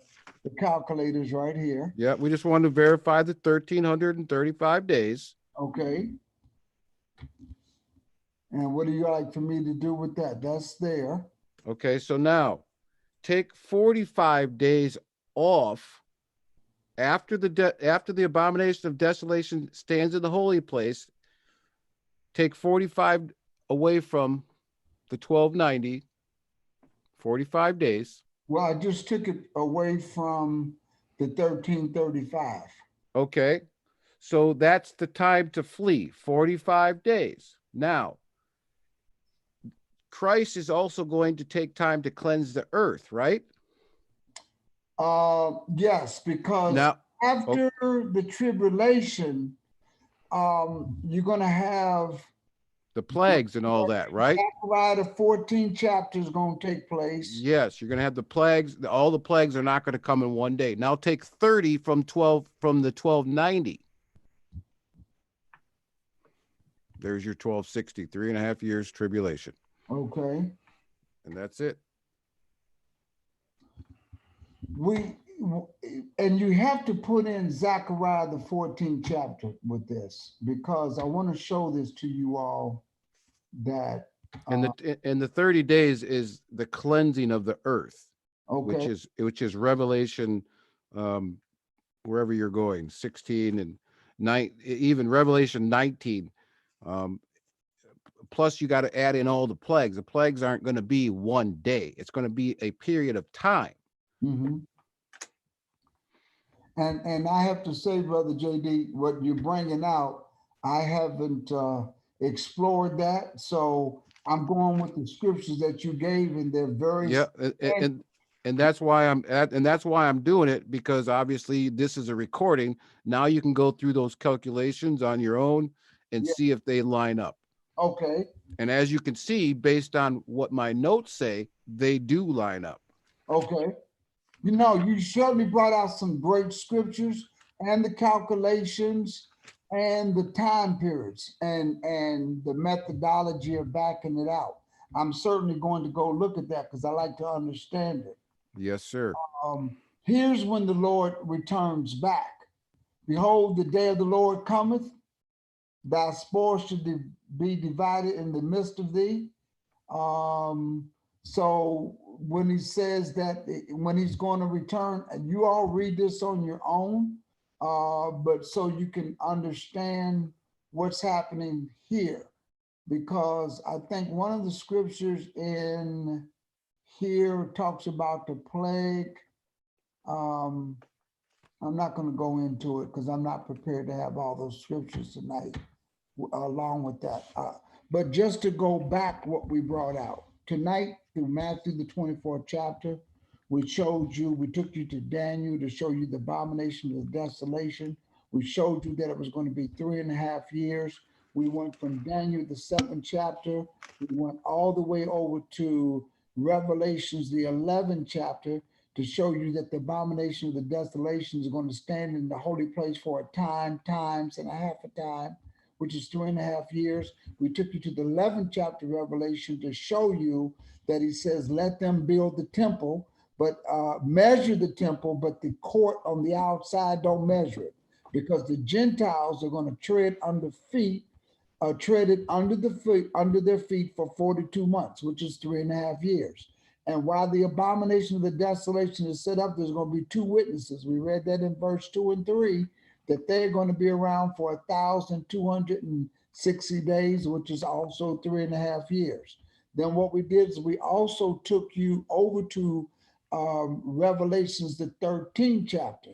The 13th chapter, we took you to Revelations, the 12th chapter, to show you that the woman, which is Israel, is going to run and get to that wilderness, and that the Almighty with the wings of an eagle is going to take there and protect her there for 1,260 days, 42 months, times and a half a time, But Satan gets mad because the army that he sends, the earth protects Israel like the earth protected the children of Israel coming out of Egypt. Then we took you over to Revelations, the 13th chapter. I'm trying to think of what we covered there in the 13th chapter. In the 13th chapter, what did we cover in the We 13th? covered, well, that's when Rome rises for the 10th time. Yes, yes. We showed you the beast in the 7th chapter when he saw the four beasts, the 13th chapter, the four beasts. We named all of, we showed you the characteristics, how they all were the same. We took you to Daniel, the 2nd chapter, to show you that the dream of the statue had four layers, four kingdoms, and then the Son of Man, which is a stone, breaks it down, sets up his kingdom. We went back to Matthew to show and prove to you that immediately after the tribulation shall the Son of Man appear. Now we know the tribulation is 3.5 years. Pastor Johnson, Yes, you killed two birds with one stone, but I want you to add one more scripture for these rapture people, okay. because you're showing that there is no pre-rapture get out of tribulation free card. Yes. So I would like you to go to Revelation 6 to make sure that we cover all basis of this, because there are people who are out there today who think that they don't have to go to the wilderness and they are going to get caught up. Oh, if you don't go to that wilderness, what's going to happen is you will be caught in the tribulation. Revelation 6. 6, and let's get to the 5th seal, which is verse 9. Read all the way through 11, please, sir. And when he had opened the 5th seal, I saw under the altar the souls of them that were slain for the word of God and for the testimony which they held. And they cried with a loud voice, saying, How long, O Lord, holy and true, doest thou not judge and avenge our blood on them that dwelleth on the earth? And white robes was given to every one of them, and it was said unto them that they should rest for a little season, until their fellow servants, also their brethren, that should be killed as they were, should be fulfilled. What? Killed? I thought they were raptured away. There you go, my brother. End of it, right there. So there is no, that rapture doctrine, we got to be very careful. 7 year, some people think that you're going to be raptured up and protected from the tribulation, and the tribulation is at the end of the 7 years. There's so many. We read your scriptures tonight. At the end of the day, we gave you scriptures. We showed you that the tribulation is for 3.5 years, times and a half a time, 1,203 score days, which is 1,260, 42 months. It's all the same thing. Tribulation is only 3.5 years. And then more importantly, Matthew says immediately after the tribulation shall the Son of Man appear. When he's not going to appear 3 times, people. Right. He's only coming back 1 time. Well, you know where that doctrine came from. That doctrine came from the devil, which is trying to get people in a snare to stay here during the tribulation, and they're going to die. And I'm going to tell you right now, those people are going to be tested on whether or not they're true Christians. Brother JD, this is why when it comes to the 400 years, and people say the 400 years anniversary is now, the next big thing that's going to happen is not you coming out of the United States and getting reparations. No. The Almighty says, I will gather you one by one from the nations where you have been scattered. When does he do that? When he returns. When he returns and not before. Not before then. So everybody who's running to Africa right now, everybody who's moving to Jerusalem, you are in big trouble. The Jerusalem is the last place you want to be, because immediately after the tribulation is Zechariah the 14th chapter. He's going to be sending over that army that he's going to be using to destroy all of Israel. Done. Because when Brother JD got into those day countdowns, he's going to destroy that's that purification. He's going to destroy all of Israel. He's going to cleanse it out. And when he cleans it out, after everything's out, he uses an army to do that. Who? After he uses that army to do that. Which army, brother? Come on. He destroys the army that he used to destroy Israel. Which army, brother? Which army? Is he gonna use America, or is he gonna use somebody else? He's gonna use somebody else. Okay, let's clarify that, because everybody thinks America. Okay, we'll see. Yeah, America. Let's go to Zechariah the 14th chapter. Yeah, we might as well just get it all. Cut it out. Zechariah. I have to show this to you all. Got to do it while we on it. Listen to this, Brother JD. Start with verse number 2. Start with verse number 1. Man, For I will gather all nations against you. Verse number 1. Behold, the day of the Lord cometh. This is the day of the Lord. When he's going to come, what's he going to do? So the day of the Lord isn't Sunday church? No, sir. And thy spoil shall be divided in the midst of thee. Now, what's he going to do? Because if you want to leave and flee. For I will gather all nations against Jerusalem to battle. All people in the 1960s that thought that because we got the civil rights movement and it was passed and they said, oh, now we've been free. It's 400 years. They went to Jerusalem. They're living there today because they didn't understand that the 400 years has already taken place. So where did they go? They went to Jerusalem. Guess what? And the city shall be taken, and the house is rifled. Shot up. And the woman ravished. Don't skip that word, brother. Come on, what does it mean? Ravish, raped.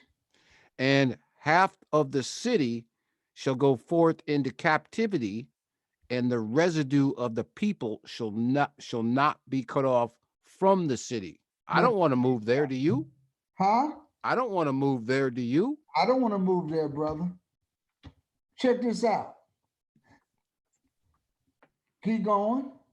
Then shall the Lord go forth and fight against those nations as when he fought in the day of battle. Now, let me just say this. Stop right there.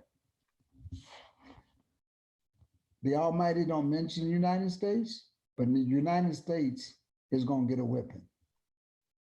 Because the scripture says that I don't know what side the United States is going to be on.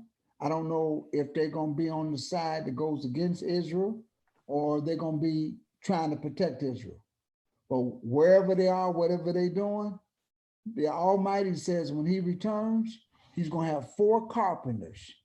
And what do those carpenters come to do? They come to fray the nations. What nations? The nations that have scattered his people. Because he said, I was a little displeased, but they took the affliction too far. Too far. United States, United Kingdom, any and everybody, France, Spain, Portuguese, everybody that participated in that, when the Almighty returns, he says, I'm going to fray them. That's why he's going to use 4 carpenters. Let me get back over here because I don't want anybody to start, he thinks that the United States is going to get out. No, United States is not going to escape this beat. No, he said all nations, didn't he? All nations. Yeah, cut it out. The Lord should go forth and fight against those nations as when the day in the battle. Now, when he fights against those nations, he's using the army to do that. And what's he going to do? So, brother, can we be clear? Now, we don't have, I don't speak for you. I don't have a problem with Americans. So if you repent for the sins that you are currently in, and you repent for your forefathers' sins against us and the whole world, you are my brother. But if you do not do that, Christ is coming back to destroy you. That's it. I don't care what color you are. Absolutely. I do not care what color you are. Some Hebrews that don't make it either, brother. Yes, sir. Anyways, where did you want me to go? Let's read. When he sends forth that army to fight against those nations as he did. Now, this is the east and the west coming across the Euphrates River. This is Russia, China, Turkey. Don't forget India. When they come across, I don't know who starts the war first, but when they do, Israel is going to be invaded. Well, you could see how it's going to start today if people are looking. What does Israel want? What does Israel continuously try to get America to do? Attack Iran. Iran is Persia.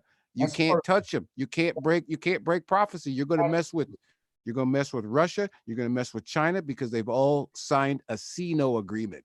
Absolutely. That's why I watch the news. You got to see who those players are. You got to watch who those players are. It's too easy. And so it's when you know the Bible, it's very easy. But let me add to that. Okay. Israel, the fake Jews, are they the synagogue of Satan? Yes. Anybody that is not accepting the Messiah as the Son of the Most High, you are the synagogue of Satan.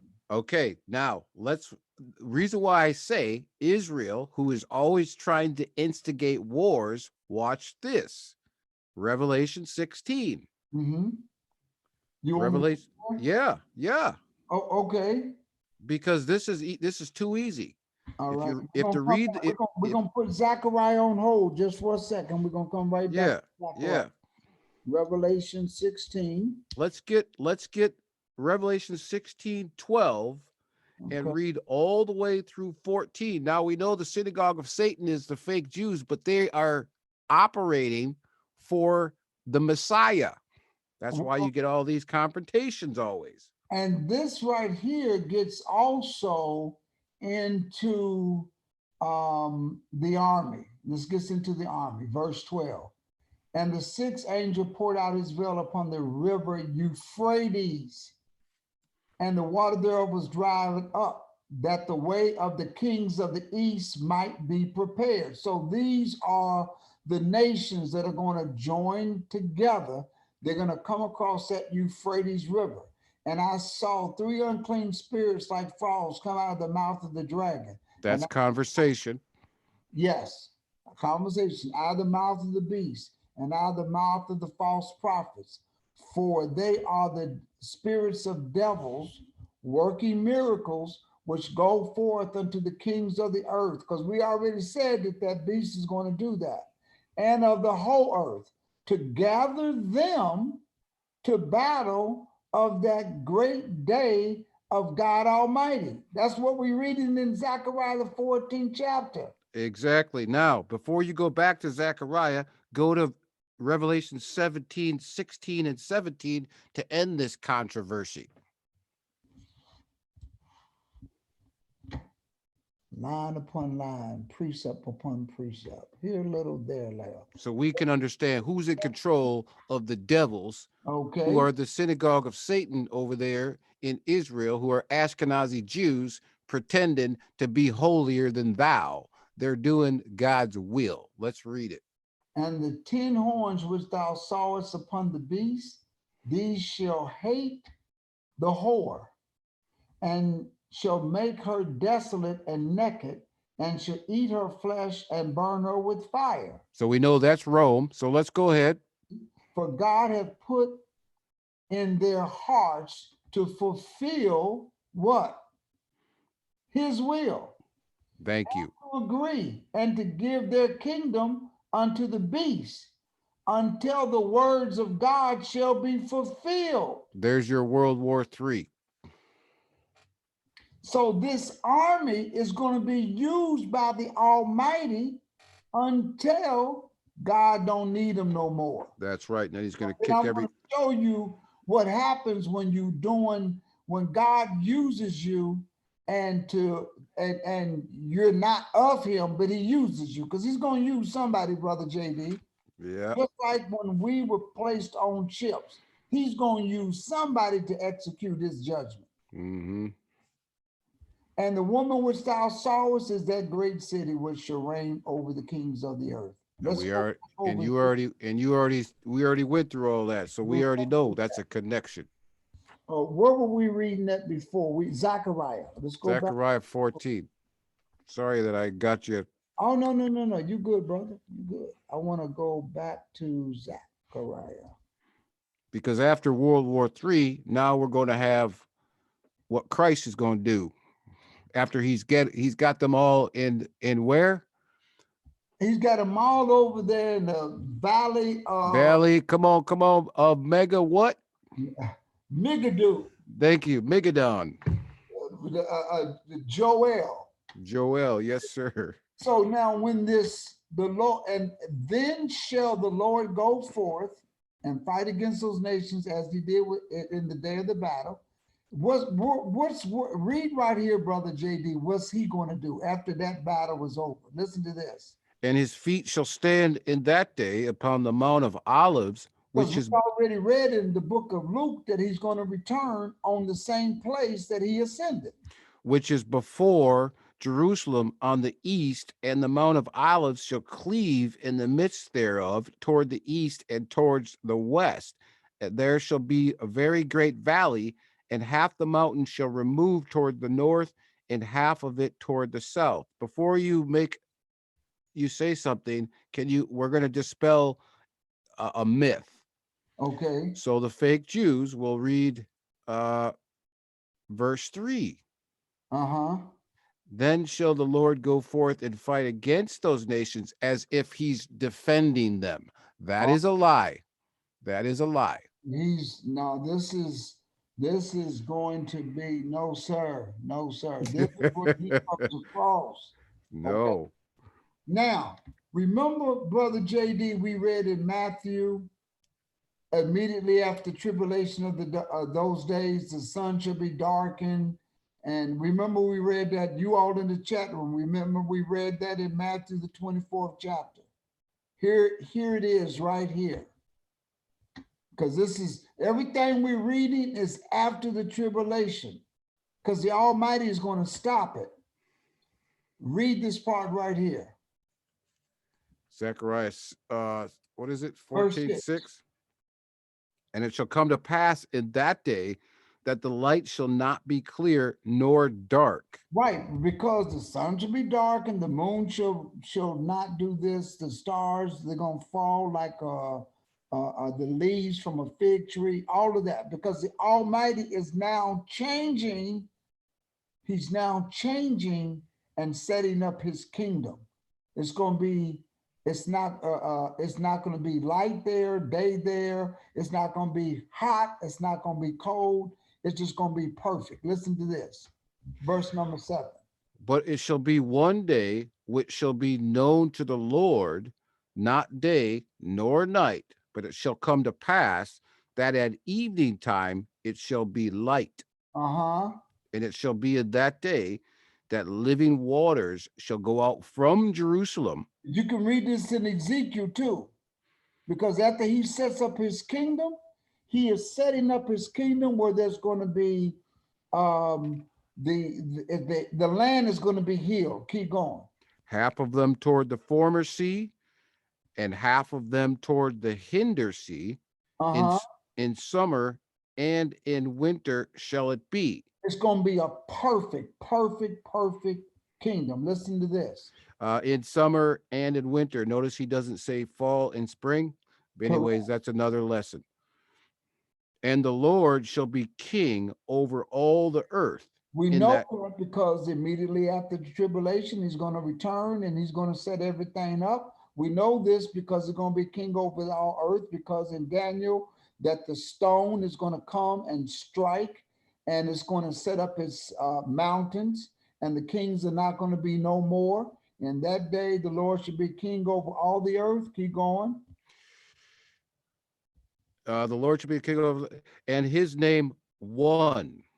And Oh, that, yeah, and that day there should be one Lord and his name one. sorry. All the land shall be turned as a plain from Geba to Rimmon, south of Jerusalem, and it shall be lifted up and inhabited in her place from Benjamin's gate unto the place of the first gate unto the corner gate, and from the tower of Hanel unto the king's wine presses. Okay. And men shall dwell in it, and there shall be no more utter destruction. Now, the Almighty has already measured the temple. So what's going to happen to Jerusalem now that everybody's out, been destroyed, killed? But Jerusalem shall dwell safely inhabited What about in the army it. that he used to come over there and fight against Jerusalem? Read verse 12. And this shall be the plague wherein the Lord will smite all the people that fought against Jerusalem. Okay. Their flesh This shall is the army that he sent. their flesh shall consume away while they stand upon their feet, and their eyes shall consume away in their holes, and their tongue shall consume away in their mouth. Wow. I want to skip down because he talked about when he returns. And after that, you got a couple questions in the chat that I'd like you to address. Okay, let me go over there to the chat room. You can finish this, brother. Okay. No, I'm good. I just wanted to show. No. Wait a minute. I want to go back to one thing. Yeah. Go back, and I want to show you in the book of Zechariah what we were talking about. Let me go over to Zechariah. I think it's Zechariah. Let's go to the first chapter. You talk about the carpenters and everybody else? Yeah. Here it is. What are those four carpenters? Yeah. That's It's right here, first chapter.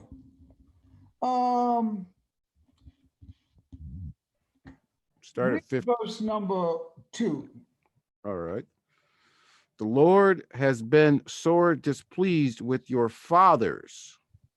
Therefore, say thou unto them, thus saith the Lord of hosts, turn ye unto me, saith the Lord of hosts, and I will turn unto you, saith the Lord of hosts. Okay. And be ye not as your fathers, unto whom the former prophets have cried, saying, thus saith the Lord of hosts, turn ye now from your evil ways and from your evil doings. But guess what? But they did not hear nor hearken unto me, saith the Lord. Your fathers, where are they? And the prophets, do they live forever? Nope. Keep going. But my words and my statutes, which I commanded my servants, the prophets, did they not take hold of your fathers? Nope. And they returned and said, like as the Lord of hosts thought to do unto us, according to our ways and according to our doings, so has he dealt with us. So that's why the Almighty had to deal with Israel the way he had to deal with them. Now, I want you to look at this. Pastor Johnson. Uh-huh. This is where it's actually laughable when you speak to Christians or whoever, Islam, and you say to them, hey, we're supposed to keep the law, statutes, and commandments. No, he nailed it to the cross. And then you bring him to something like this, who says, look what he did to people who didn't keep his commandments. Why would he save you despite yourself? Absolutely. Then he would have to be a murderer before the New Testament started, because he killed those people all in vain. And this is why I don't understand. Why would he do that and then turn around and nail it to the cross? You don't have to do it no more. Yeah, go ahead and be gay. Start right here. Then he saw by night, because what he did was the Lord showed him something. Zechariah, what did he see? I saw by night, and behold, a man riding upon a red horse, and he stood among the myrtle trees that were in the bottom, and behind him were 3 red horses, speckled and white. Okay, but listen to this, speckled and white. Keep going. Then said I, oh my Lord, what are these? And the angel that talked with me said unto me, I will show thee what these be. I'm going to show you what these speckled horses are. Keep going. And the man that stood among the myrtle trees answered and said, these are they whom the Lord has sent to walk to and fro through the earth. Keep going. And they answered the angel of the Lord that stood among the myrtle trees and said, we have walked to and fro through the earth, and behold, all the earth sitteth still and is at rest. Break that down, sir. So what he saw was everything is in position. Everything is according to prophecy. Everything is going along the way it's supposed to go. What else? We talk about the... Yeah, you're missing something in verse 11. All the nations, all the earth sitteth still and is at rest. What does that also mean? They think that everything's okay. Yeah, they think they can treat... They think that what they've done, they done got by with it. They don't have to pay anybody back. They can Have to pay nobody back. No, they just, man, we have, the nations have conspired and we done took Israel. Keep going. Then the angel of the Lord answered and said, O Lord of hosts, how long wilt thou not have mercy on Jerusalem and on the cities of Judah? Okay, so this is the children of Israel, against which thou hast had indignation these 70 years. And this is the 70 years. How long is it going to be? Because Jeremiah had a prophecy, but Daniel got the clear part of the 70 years. I'll do a lesson on that later, but let's listen to this. And the Lord answered the angel that talked with me with good words and comfortable words. So the angel that communed with me said unto me, cry thou, saying, thus saith the Lord of hosts. Okay, now he wanted to know, how long is it going to be before you avenge Israel? Listen to what he says. I am jealous for Jerusalem and for Zion with a great jealousy. Why is he upset? And I am very sore displeased with the heathen that are at ease. Yeah, they're at ease, because up here we read the whole earth said it's still. Keep going. For I was but a little displeased, and I was a little angry with Israel. I was angry enough to do what I said I was going to do in Deuteronomy 28. But guess what? And they helped forward the affliction. Think about the Spanish Inquisition. Think about the Portuguese, the people coming through there, casting Hebrews into fires and pulling the arms apart and separating the children. Think about what happened. All of this, they took it way too far. Keep going. Not until you go into the year 2019 and explain what they're doing still. Yes. Still. Go ahead. Today. What are they doing, brother? Because we can't just leave it. Brother, we still the #1 in prison houses. We're still the number one of all manner of diseases and pestilence. We still are being afflicted. There, what did Margaret Sanger try to do? Now, who's Margaret Sanger? She Oh, came up with eugenics, Planned Parenthood to kill. yes, that lady. They've been trying to extinct us. Targeted toward us. Right. So this is what he's talking about also, not just Yes, back then. absolutely. Not just back then. It's still happening today. Therefore, thus saith the Lord, I am returned to Jerusalem with mercies. Now he's going to return to Jerusalem. How do you know he's going to turn to Jerusalem? Because we read it in Daniel, 7th chapter. He's going to return after the 3.5 years. He's going to return to Jerusalem. How? With mercies. And we read in Revelation, the 11th chapter, his house is going to be built in it. Keep going. My house shall be built in it, saith the Lord of hosts, and a line shall be stretched forth upon Jerusalem. He tell Revelation 11:1. Measure it, brother. Keep going. Cry yet, saying, thus saith the Lord of hosts, my cities through prosperity shall yet be spread abroad, and the Lord shall yet comfort Zion, and shall yet choose Jerusalem. Now he's not finished. Keep going. Then lifted I up mine eyes, and saw, and behold, 4 horns. Check this out. And I said unto the angel that talked with me, what be these? Now these 4 horns is the nations upon the earth. Keep going.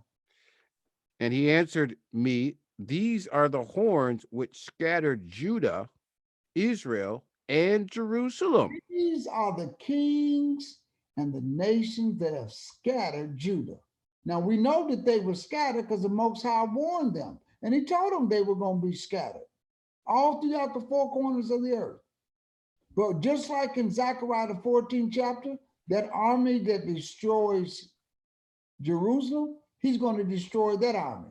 But these same people that he used to come and scatter Judah, these horns which have scattered Judah, Israel, and Jerusalem, what about them? And the Lord showed me 4 carpenters. Then said I, what come these to do? And he spake, saying, these are the horns which have scattered Judah, so that no man did lift up his head. Didn't nobody think about helping us. They still doing it today. Keep going. But these are come to fray them. These 4 carpenters are coming to fray these nations. Keep going. To cast out the horns, those 10 horns. Yep. Of the nations. The horns is simply just nations. Okay. Of the Gentiles. These are the nations of the Gentiles, which did what? Which lifted up their horn over the land of Judah to scatter it. Because that's what they did. They scattered Judah back in 70 AD. They took, Judah is us. That's us. Everybody that's in it. They scattered us. But why did they do it? Because the Almighty said he was going to do it. But he's still not going to let them off the hook. Nope. That's how the Almighty works, Brother JD. And let me just show this to you in the book of Judges. Judges, the 3rd chapter, so we can understand how the Almighty works. Listen to this. Read verse number 3. Now these are the nations which the Lord left to prove Israel by them, even as many of Israel as had not known all the wars of Canaan. Skip down to verse number 3. Namely, 5 lords of the Philistines, and all the Canaanites, and the Sidonians, and the Hivites that dwelt in Mount Lebanon, from Mount Baal Hermon unto the entering in of Hamath. Now, what did he do with those? What was those 5 lords of the Philistines, those nations? What were they there to do? Read verse number 4. And they were to prove Israel by them, to know whether they would hearken unto the commandments of the Lord, which he commanded their fathers by the hand of Moses. This is after the 40 years in the wilderness. These are the ones that the Almighty did not kill, because he killed everybody, I believe, 21 years old and up. Everybody else, they lived, but he still got to prove them. What else does it prove, brother? That this is about us, This is Israel. us. This is about us, Israel, getting our act together and Absolutely. coming back to the Father. This is why we're in this condition. You can't blame it on the Gentiles. Absolutely. Quit, Absolutely. quit the pity party and let's get back in following the law, statutes, and commandments. So we have to make a decision, in other words. Yeah. I mean, look at how many of our people are blinded right now. Right. I will say this, that there's a lot of our brothers and sisters who are waking up. I love it. But then if you go down in the midst of the city, you see our people they just walk around like zombies. Absolutely. And because we're a few's being waken up. Read verse number 5. And the children of Israel dwelt among the Canaanites, Hittites, and Amorites, and Perizzites, and Hivites, and Jebusites. What did they do wrong? And 6. And they took their daughters to be their wives, and gave their daughters to their sons, and served their gods. So what they did was, they, instead of Israel being leaders, they married into those nations. And what did they do? In verse number 7. And the children of Israel did evil in the sight of the Lord. Because if you serve somebody else's God, you're doing evil. And so what do you do? What else did they do? And forgot the Lord their God, and served Balaam and the groves. So what did the Lord do? Verse number 8. Therefore, the anger of the Lord was hot against Israel, and he sold them. He sold them. Yeah, he sold them. He sold them into the hand of the Cush. I can't even say that. Don't worry about it. Bother. King of Mesopotamia. And the children of Israel served 8 years. 8 years. But you know what, like children of Israel do every time they get in trouble, what did they do in verse number 9? Of course, they start crying. And when the children of Israel cried unto the Lord raised up a deliverer to the children of Israel, who delivered them, even Othniel, the son of Kenaz, Caleb's younger brother. So what about that nation that he sent, these Cush-Haran-Nikium people? That's what he does. In verse number 10. And the Spirit of the Lord came upon him, and he judged Israel and went out to war. And the Lord delivered the Cush guy, king of the Mesopotamia, into his hand, and his hand prevailed against that Cush guy. Yeah, because that's what the Almighty does. Once he sends an army against you, and once you get your act right, he's going to destroy the army for even doing that. Right. I mean, it's pretty simple. Right. And he did this over here. I covered this lesson a few weeks ago, but the bottom line is, the Almighty in Zechariah 1, he's going to send 4 carpenters to deal with the horns of the Gentiles, because he says, I was a little displeased and they took it too far. Let me jump into the chat room over here, my brother. All right, I got 2 questions you got to answer quick. Mad Dog. Mad Dog, brother, Mad Dog. He says, exactly, Isaiah 13, read it. The Medes will stir up, I will stir up the Medes against them. So yeah, he's bringing out Isaiah the 13th chapter, I think, to confirm prophecy that we were going into, not necessarily a question. You all check that out. Katrina Palmer has been active. She's got a lot of stuff. I'll let you filter through her questions. She says, so what do we ignore Revelations chapter 18? No. By the way, my people and Pastor Jay, they read Psalms 137. Abba's going to do this. So let me go back up here, Sister Katrina. Yeah, I think she wants to bring out She wants to bring out two scriptures, and I want to read those. Um, Psalms 37. That's the valley of the dry bones. Oh, you know what? Oh, you know what? You know what? She's got a good question. I might have been in error on something. She's got a great question on something.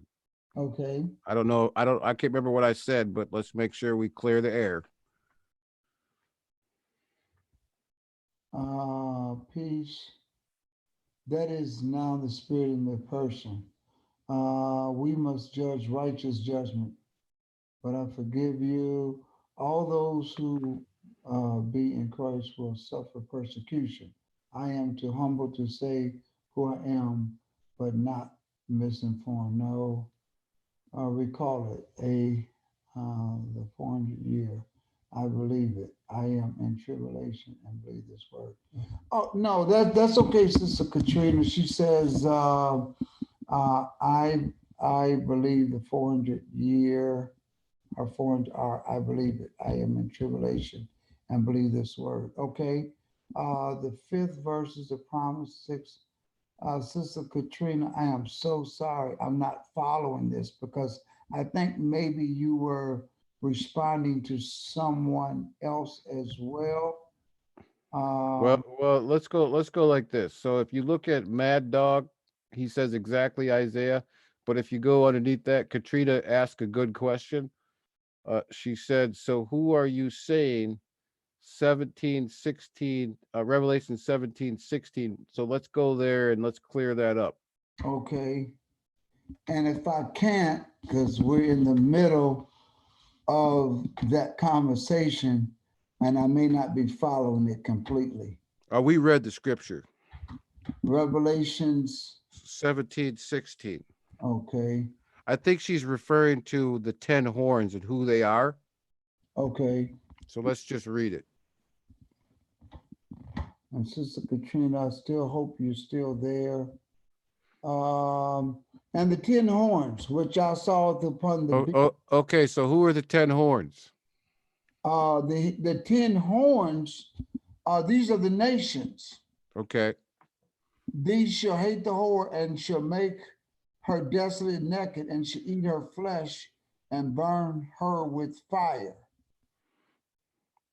Okay, so I think maybe her question is, okay, if the 10 horns or the 10 toes, the 10 kingdoms are with the whore, then is the 10 kings or the 10 horns, are the 10 horns going to turn on her?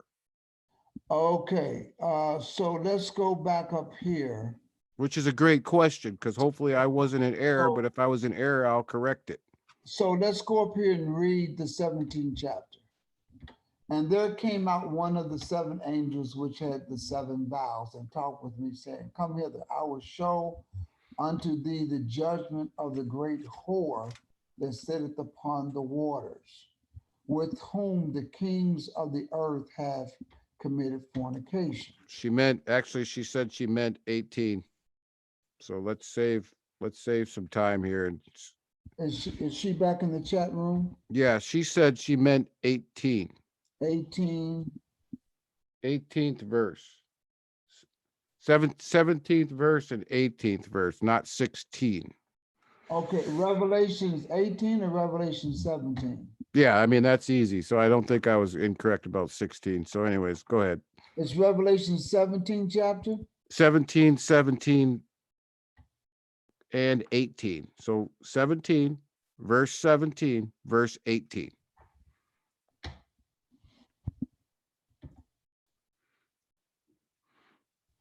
Okay, so this is talking about this is talking about Rome.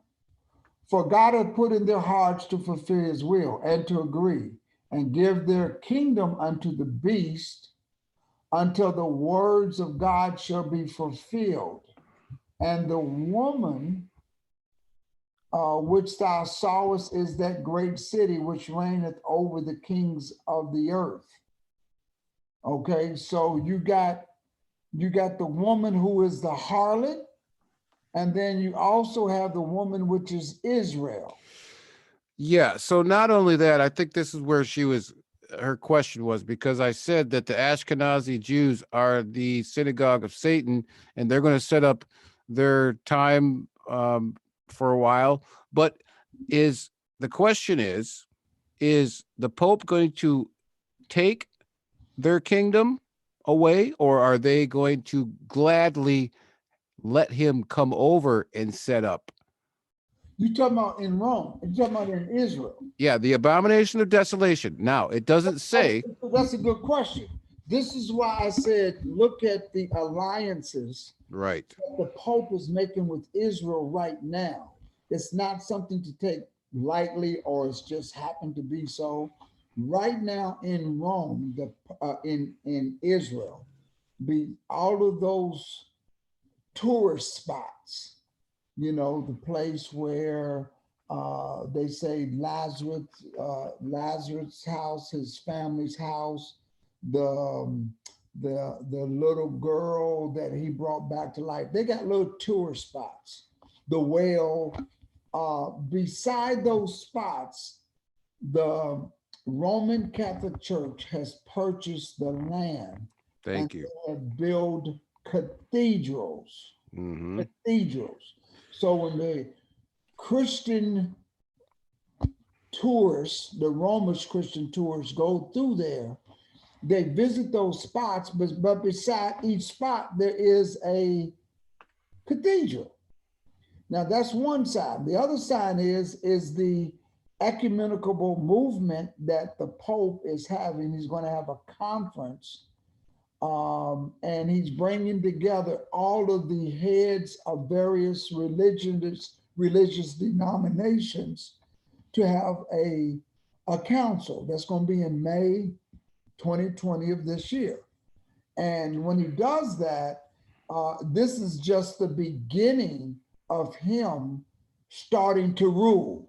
And everybody feels like, oh, he's speaking great things is coming out of his mouth. Mm-hmm. And he's going to set up some alliances. He's going to even make it where Israel will probably say, we want you to have the liberty to operate and share this temple. Yeah, so if you look at the chat, I'm sorry, if you look at the chat, MP made a good point. He says, remember, most Jewish rabbi, the highest levels, are Jesuit converts. It will be seamless for the two to blend. Yeah, but before I get there, Katrina is saying, who has been the policewoman of the world? 18th verse. Let's go back to that. That is Rome. Yeah. That's Rome. Rome has been the harlot. So let's go back up here so I can show you the harlot. Okay. So let's go back up to the 17th chapter. 17:5. So you can see who that, because you have, I want you, don't get this woman mixed up with the woman that is over that we read earlier in the book of Revelations, the 12th chapter. That woman is different from this woman. He tells you who this woman is. Verse 5. Let's look at this right here. He says, I will show unto thee the judgment of the great whore that sitteth upon many waters, with whom the kings of the earth have committed fornication. This is Rome. And the inhabitants of the earth have been drunk with the wine of her fornication. That's her doctrine. Okay? Drunk with the wine of her. This is why the scripture says they are drunk, but not with wine, but with false doctrine. Okay? Now, over in Isaiah. So he carried me away in the spirit into the wilderness, and I saw a woman set upon a scarlet beast, full of the names of blasphemy, having 7 heads and 10 horns. So basically, this wilderness is not the same wilderness that you see in the 12th chapter. This is just, he's showing you what happened in the world. I saw a woman set upon the scarlet, full of the names of blasphemy. Because remember, in the wilderness, this woman in the wilderness that God is going to protect his people. This is after that. I saw a woman set upon a scarlet beast full of the names of blasphemy, because the full of the names of blasphemy, having 7 heads and 10 horns. We know who has 7 heads and 10 horns. That's the 4th beast. That's how come we know this is wrong. And the woman was arrayed in purple and scarlet color, decked with gold and precious stones and pearls, having a golden cup in her hand, full of the abominations and filthiness of her fornication. And upon her head was the name written, Mystery, Babylon the Great, the mother of harlots and the abomination of the earth. Okay, so now break this down, because we have a mother, and we also have harlots. Who are the harlots? We know who the mother is. The harlots are those other nations that went along with her. So yes. Of harlots. Yes, and yes. So think about this also. Martin Luther, what did he do? He broke away, but he still has the residue. Yes, of the mother. So you've got Lutheran, you've got Methodist, you've got all these denominations that say they don't believe in the, what is it, Right. the I can't remember right now, but they broke away, but they kept mama's traditions. Right. So they are still whores. Right. Now, I want to break down Revelation, because Revelation shows you somebody that is going to set up a kingdom, and you can tell it's not the son of God. It says it's like unto the Son of God. So when you read that, that's not the Messiah. And so you have where he talks about the Messiah, and he talks about the woman being the church, and then he talks about the false Messiah and the false mother. Okay, so that's the way you have to look at Revelations. I wish I got time. I'm going to do it. I'm going to do it. I'm going to show you what I'm talking about. Let me finish reading this. Yes, sir. And I saw the woman drunk with the blood of the saints. This is not talking about the same woman that we read in 12th chapter, which represents Israel. And with the blood of the martyrs of Jesus. And when I saw her, I wondered with her in great admiration. And the reason why I break this up, because you got the false wilderness, you got the false Christ, and you got the false woman. And the angel said unto me, where didst thou marvel? I will tell thee the mystery of the woman and of the beast that carrieth her, which hath the 7 heads and 10 horns. The beast that thou sawest was and is not. In other words, the beast is here, but it's not going to be here. And that's the Pope trying to reestablish. And shall ascend. Now this beast or this person is going to ascend out of the bottomless pit. And do what? Perdition. Yes, sir. And they shall dwell on the, and they that dwell on the earth shall wonder, whose names were not written in the book of the life from the foundation of the world, when they behold the beast that was and is not and yet is, because it's in other words, it only has a season. And here's the mind which hath wisdom. The 7 heads are the 7 mountains on which the woman sitteth. Rome right now sits what? 7 hills. 7 hills. Okay, so the 7 heads are 7 mountains on which the woman sitteth. Okay, and there are 7 kings, 5 are fallen, 1 is, and the other is not yet come. And when he cometh, he must continue a short space. And the beast that was and is not, even he is the 8th and is of the 7, and goeth in perdition. And the 10 horns which thou sawest are 10 kings, which have received no kingdom as of yet, but receive power as kings 1 hour with the beast. Right. So now we had the UK drop out, right? So now technically there's 9, even though you could argue that. But well, yeah, they all have to be there was more than 10, but Oh. also these are the 10 toes, because the 10 toes are the 10th dynasty of Rome. So I think that when you read Revelation, it goes to give description of the woman and the Messiah. Also, it goes into the harlot, because the mother of the harlot is trying to pretend or trying to position herself as being the true mother, right. and she's not. So we have to agree. We can agree at this: the 10 toes have to be Catholics, Catholic kingdoms, It right? has to be. And if you go back and you Google the UK, who just dropped out, they are not Catholic. They are not right.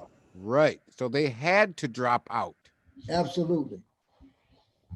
And when you look at these kings, these have one mind, and shall give their power and strength unto the beast. Right, one mind. These shall make war with the Lamb, and the Lamb shall overcome them. That means He commandment Lord of keepers. Lords, King of kings. And they that are called with him, and they that are with him are called and chosen and faithful. And he said unto me, the waters which thou sawest, where the whore sitteth, are people, and multitudes, and nations, and tongues. And the 10 horns which thou sawest upon the beast, these shall, the 10 horns which thou sawest upon the beast, these shall hate the whore, and shall make her desolate and naked, and shall eat her flesh and burn with fire. So you got the European Union, and you got a lot of kingdoms, and you got the East and the West nations of the Euphrates. For God hath put in their hearts to fulfill his will. That's all of that great big army that we talked about. And to agree and to give their kingdom unto the beast until the words of God should be fulfilled. And the woman which thou sawest is that great city which shall reign over the kings of the earth. That's okay. Why I said that is Rome. That woman is Rome. Okay, so now that's Catholicism. I promised Israel witness and servant he'd be the next before you go to bed. So he says, Mystery Babylon is present day Jerusalem, which will be aligned with the papacy. And I don't know what /RC means. I read that again. Say that again. He says, Mystery Babylon is present day Jerusalem, which will be aligned with the papacy. I got no problem with that, because they are aligning themselves together right now. Ultimately, that's going to be the end result. Well, let's deal with that. He says Mystery Babylon is Jerusalem. So in my eyes, just said who Mystery Babylon is. And didn't we just read that? Well, like I said, my thought is that Mystery Babylon is the ones who look the cleanest. Now the Pope runs around in a white robe, and if you look at some of his posts, it's always love, love, love, love, love. Brother Israel has a point, because remember the name, the forehead is Mystery, Babylon the Great, the mother of harlots, and abominations of the earth. Okay. these are all of the kingdoms that is against the Most High. I see the angle that he's coming from. I want to go back over here to Revelations, the 5th chapter, just for a second. Question. Why you're going there? If the mother of harlots is Jerusalem, then why would the abomination of desolation suddenly stand there? He should already be there. The abomination well, no. I think what that is, what I'm saying is that the name written is, look at it, Babylon. It's all of those kingdoms and rulers of the earth, all of those that are having their play together, all those that are under the influence. That's why I said that, because the abomination of the desolation doesn't get there until spoken by the prophet Daniel, and we know that that is the Pope. Yeah, I believe, but I definitely do believe that the fake Ashkenazi Jews are hand in hand with the papacy today. Because didn't they invite the Pope over for peace talks at one point? Mm-hmm. So why would you need the Pope to come over for peace talks if you're the true children of God? So yeah, I mean, I agree. What I'm looking for is a Oh, I'm sorry. What you looking for, brother? um Not that I can help you.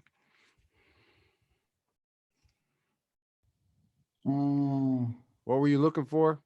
I'm looking for the scripture where it shows I saw A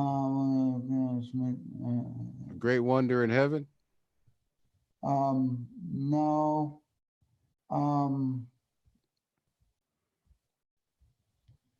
Or you're talking about the bottomless pit? No, I just saw that.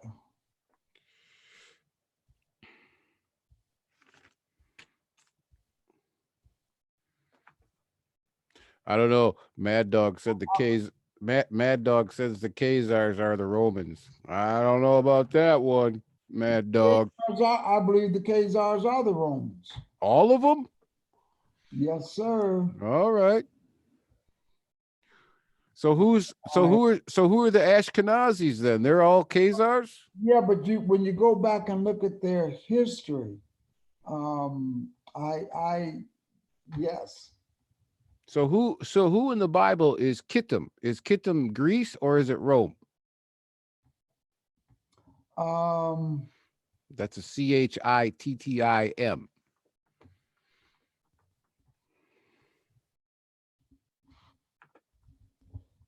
Brother, you know what I don't like is when I know what I'm looking for and I cannot find it. And I believe it might be. Do you remember what the scripture said? Well, there's one where the Almighty returns in Revelations. That's 19. Is that Revelations 19? Yeah, I know that one. I mean, I've got. I don't want to. That's 19 and 11, brother. Okay. I know exactly where that one is. Okay, but then there's another one that says that was likened unto the Son of Man. You all bear with me. And the reason why this is important because I want to show you how Revelations works.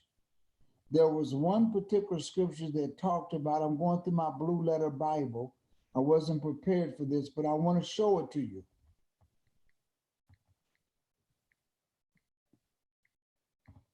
I want to show it to you how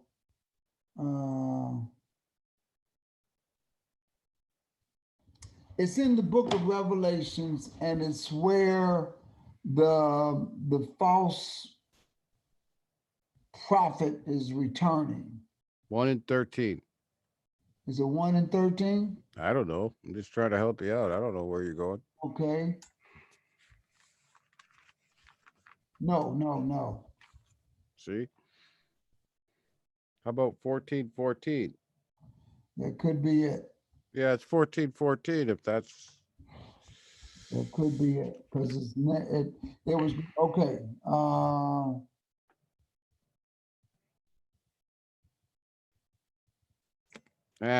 actually that 14 is Now, Yeshua's coming back to smack people in the face. okay, I have to bring that up in another lesson. Let me go to the 13th chapter and just see if it's over there. I don't think so. That's not it, because we read that. We read the 12th chapter. That's not it. It could be the 11th. I will find that. It's not there. I don't think it's the 10th chapter.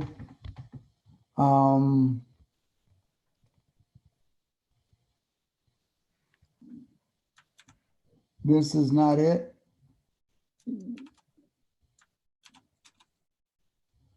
It's not the 10th.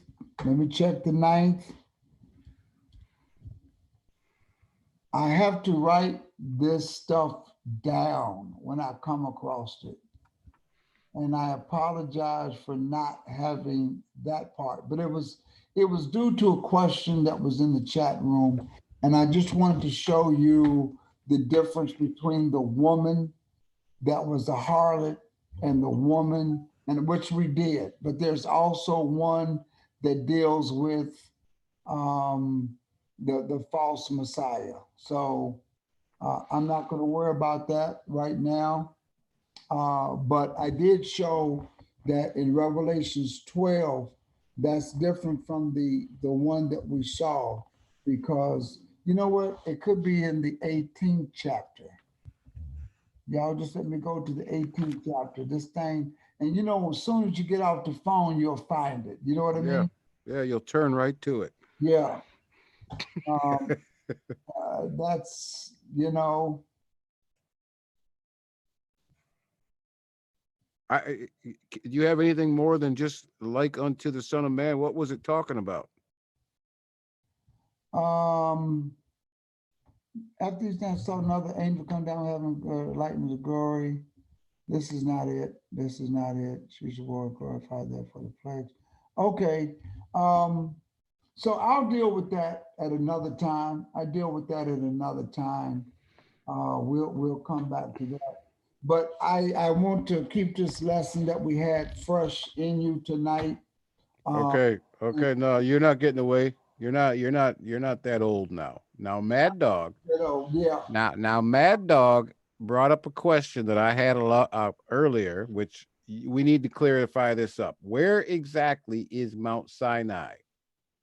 I don't have, unfortunately, a map layout. And let me just say this.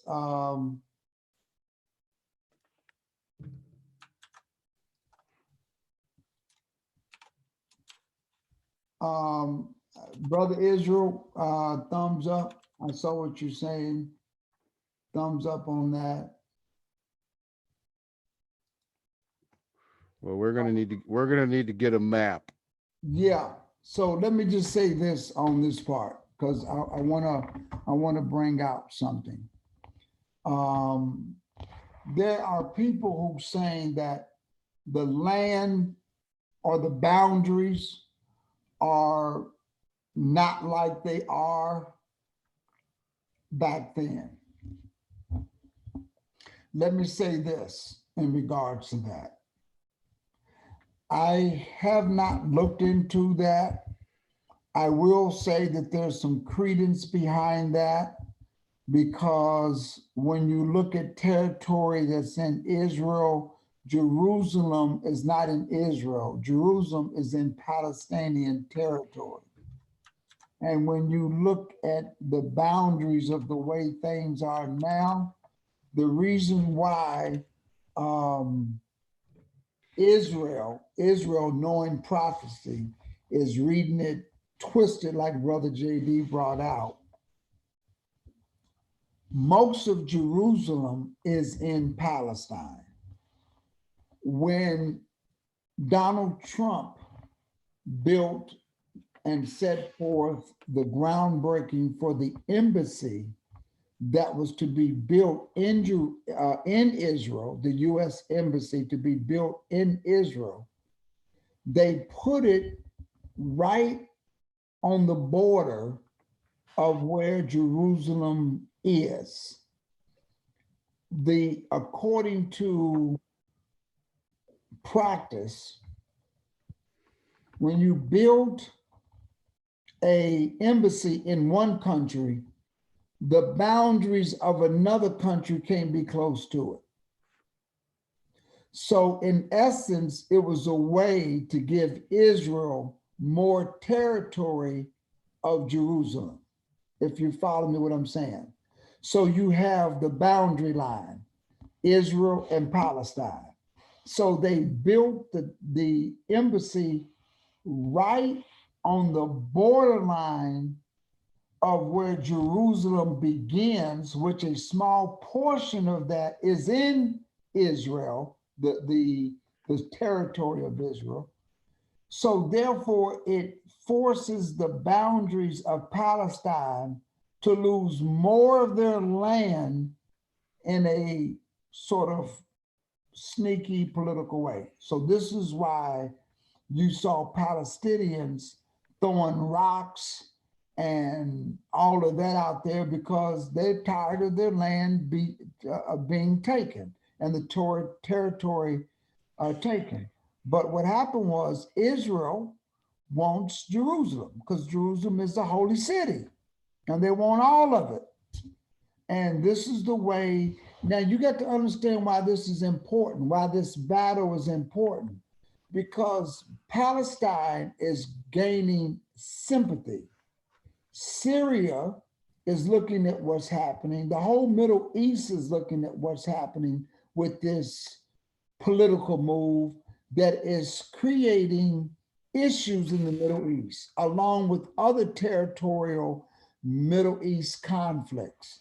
This is how, and then you got the European Union. Britain just poured out because they had to, because they're not Catholic. And when you look at the European Union, it's called the Treaties of Rome, by the way. I'll show that to you in a minute. You got all this political stuff and these puzzles moving out of the way. You got an election getting ready to take place. The Democrats against the current president. They're not on board, and they're not going to get on board because it's designed that Trump remain in office.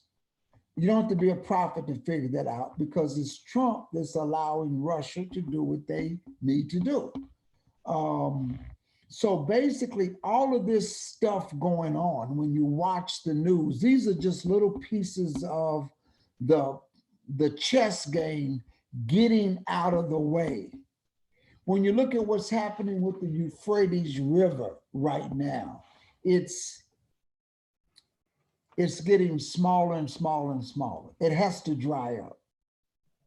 All of this is taking place. All of this is going on because the army on each side of the Euphrates River has to come across. It's easier for them to, it's got to be in a position where it's easier for one to cross and start the war. Yeah, because you got to get 200 million soldiers across the river Euphrates. For 200 million soldiers, you got to look at Russia, China, Iran, and Turkey. And India. You got to look at this conflict that's going on right now. And so when you look at it and look at all this, you can see the pieces of the puzzle coming together. I want to show this to you real quick. I don't want you all to go anywhere. Give me just a good hot minute. I want to show something to you real quick. We're going to go right here and we're going to put in the word Google. And then after that, I got a question from NP for you. Okay. Treaties of Rome. Now they call it the Treaties of Rome. Why they call it that, I have no idea. Because it's a part of what Rome is setting up. two treaties signed. Let me go and make this larger for you so you can see it. Okay, two treaties. Let me open it up. Two treaties were signed on March the 25th, 1957. The treaty established the European Economic Community, the EEC, and the treaty establishing the European Atomic Energy Community. So this is basically the ECU. It's basically where Rome, the Europe becomes one, okay?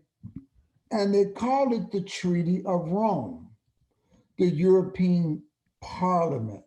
Now, let me go back here. Let me go back here because in Wikipedia, they're going to show you.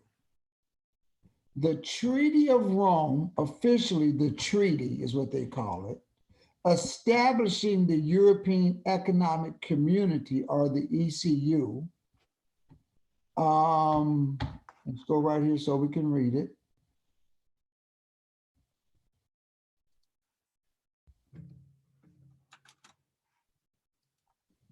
Is best known of the European communities. It was signed March the 25th. It was a guy from France who brought it forth. And what he wanted to do is make sure nobody in Europe started any war again. So you can see that nice little picture. That's where it came from. But you have to look at the fact that it's got Rome written all over it. It's a part of what it's supposed to be. And that's why it's going to be destroyed. So that's a whole lesson that I can do off of that, but I'm not going to do it, but it's called the ECU. Now, before I leave, I have to show you, I can't show it to you because I'm online. I'm going to download what's happening in May of 2020 dealing with the Pope. I'm going to do that at maybe tomorrow night. We're going to come on again. We went long tonight. I'm going to let y'all know I love you. We went very long tonight. I did not expect to go 12:30. Brother, And it's brother. JD's fault. Brother, you're not going to bed yet. Okay. You got to answer. I made a promise to NP. He says, can the two witnesses be Moses and Elijah? I don't know. I really do not know who the two witnesses are. I really don't know. I don't know because the scripture says the two witnesses, and in my studying, I'm not going to speculate. And y'all know me. If I know, I know. If I don't know, I'm going to tell you straight off the bat. I don't know, and I don't even feel comfortable to even speculate. And if somebody named two people in the chat room, I can't even say that they're wrong. I don't know. It's not something that I've studied. And I'll give MP one more question. So he says Britain is not Catholic. What are they? Anyone? Anyone knows? Yes, they are Protestant. Britain, London is a Protestant country. That's what they are. They are a Protestant country. Let me show that to you here because I kind of, a lot of times you have to use Google to help you out. Ain't nothing wrong with that.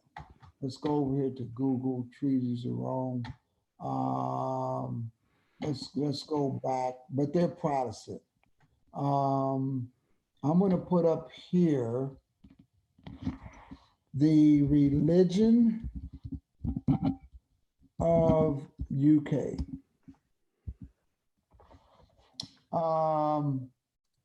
The UK's official religion is Christianity. The churches of all denominations can be found throughout the UK, such as Catholic, Protestant, Baptist, Methodist.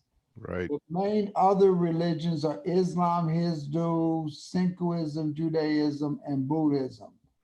Does UK have an official religion?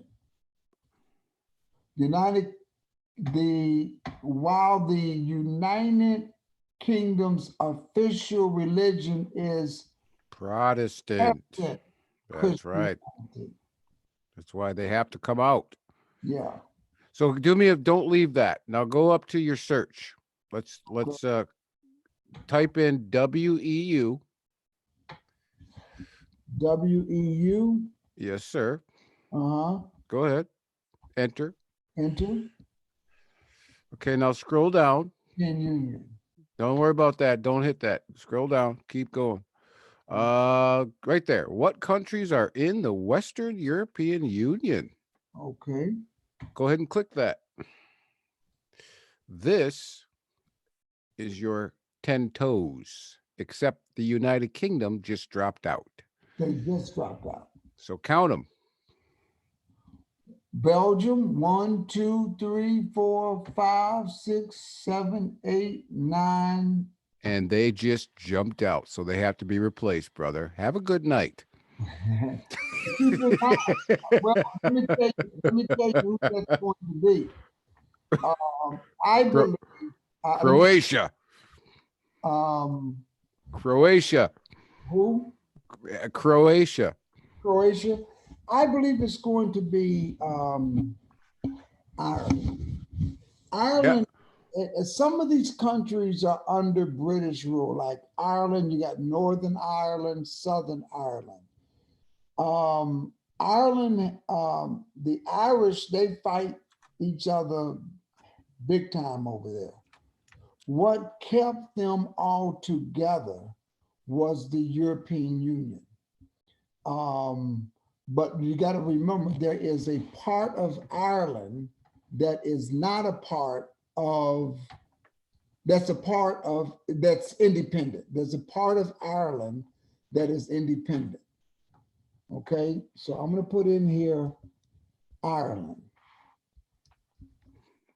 Okay, let's just put Ireland in here. Okay, Wikipedia.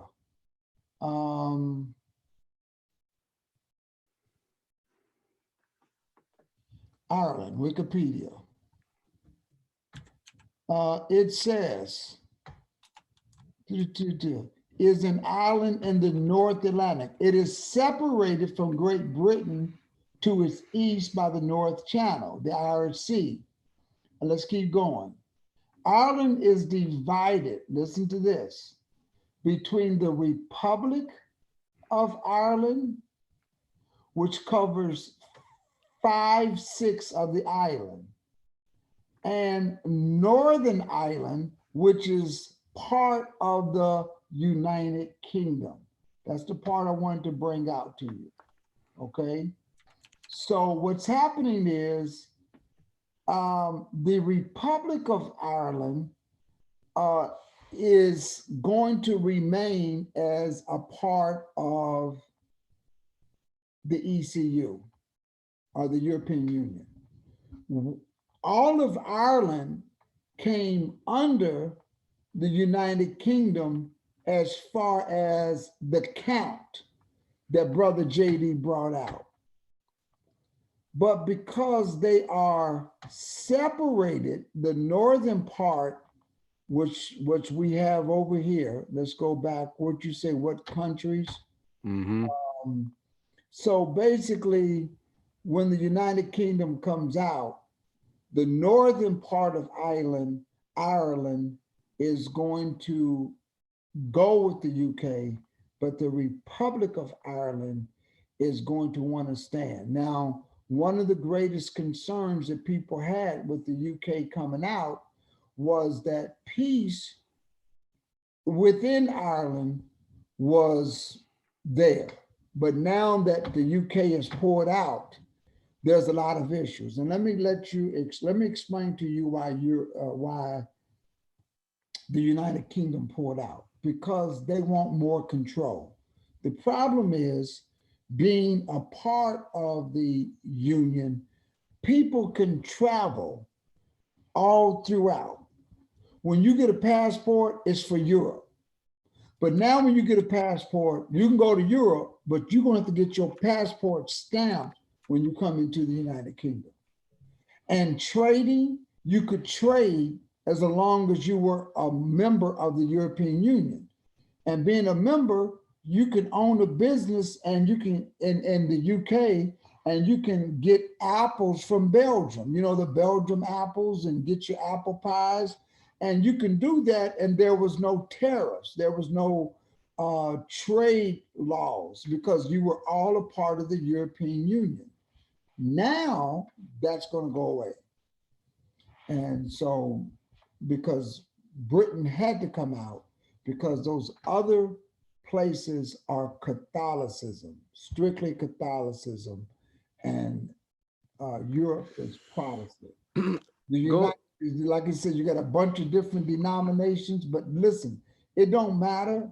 Some people are that by name, but whether if you're following the ideology, Christmas, Easter, you under the fourth beast. Yeah, I looked up Ireland's religion, so they are predominantly Catholic. So you got something there. Yes, for sure. The Northern, who is under English rule, under UK, they are separate. They're going to be separated along with that, I believe. That's what's supposed to happen with that. That was one of the things, and because of that, that's what was keeping Northern Ireland from fighting the Republic of Ireland, because they fight viciously. I'm talking about they're almost like cousins, and they'll bomb each other up. I mean, you never see nothing like it. They do some crazy stuff over there. Yeah, they do. They did in the old days. They did in the old days, absolutely. I had a good time tonight, you all. Laughter.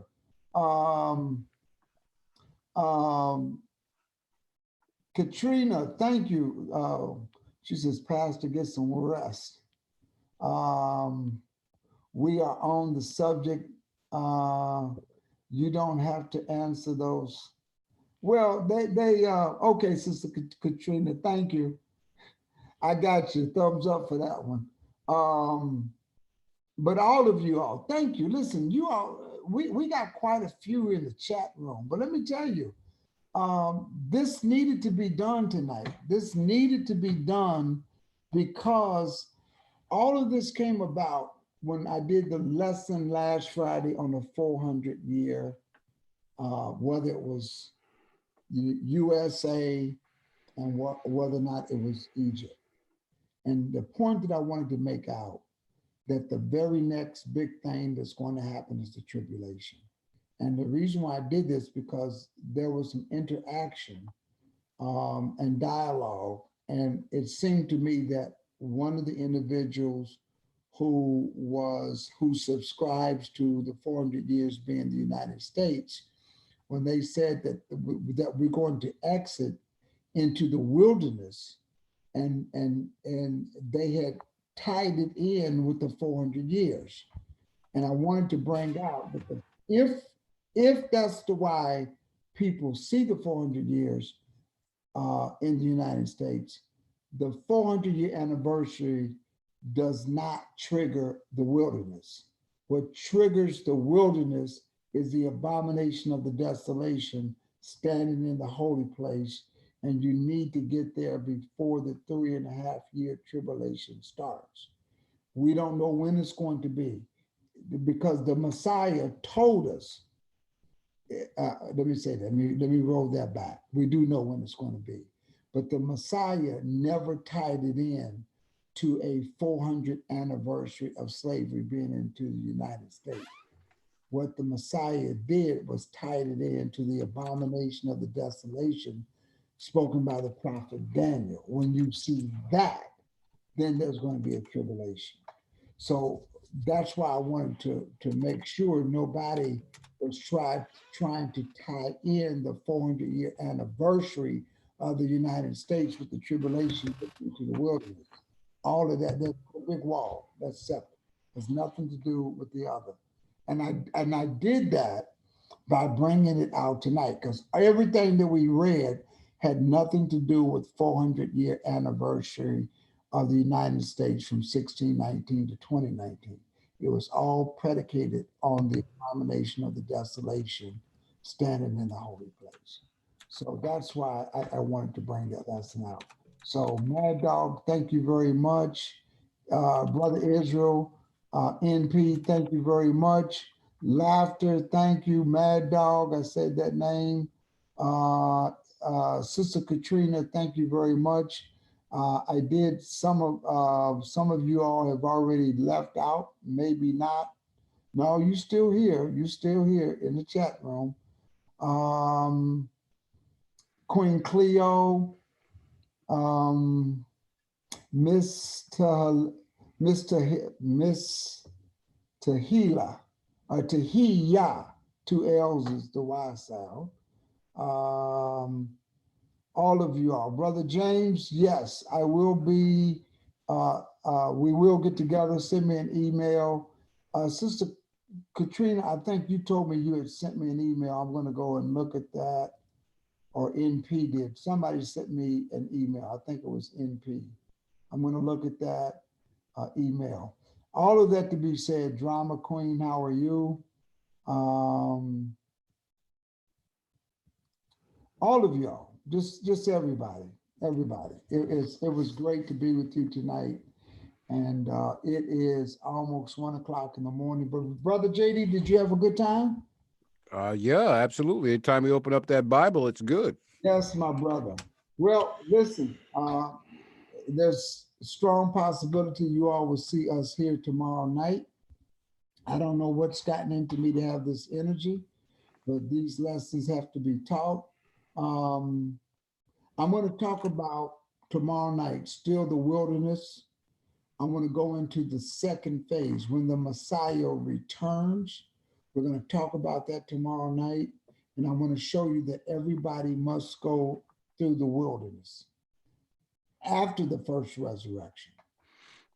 Everybody that he gathers that's going to be left upon the earth, everybody must go through that wilderness. I'm going to show you evidence of that in the scriptures. So somebody's going to say, are you saying that there's two wilderness? No, there's one wilderness, but you got the wilderness that the saints go into. You got that same land during the 3.5 tribulation, and that he takes us because we know no unrighteousness. It's a highway of holiness. Everybody that gets there is going to be in that first resurrection. But after he returns, people, before they get into the promised land, they must go through that same wilderness to be tried. I'm going to show you that on tomorrow night. You got requests for your email again. Okay, I'm going to put that in the chat room. My email is BethelHouseofGod @gmail.com. And I'm going to also put our Patreon in there in case anybody wants to participate in our Patreon. This is how we use our software and all of the fancy things that we're able to do to bring you in and to do what we do. The Zoom, the 800 number, all of that. This is our Patreon. If you want to do $5 a week, $10 a week, whatever the Most High puts upon you. If you're not able to do anything, please keep us in prayer. Please keep us in prayer. All right, so I think I put both of them in the chat room. Are they both there, Brother JD? Yep. That information. Thank you all very much. Thank you, Laughter up in Virginia. All right, peace, everybody. We will talk soon. We will see you tomorrow night. Same time, same channel. We'll talk soon. Thank you, Brother JD. No problem. See you tomorrow night, my brother. Okay.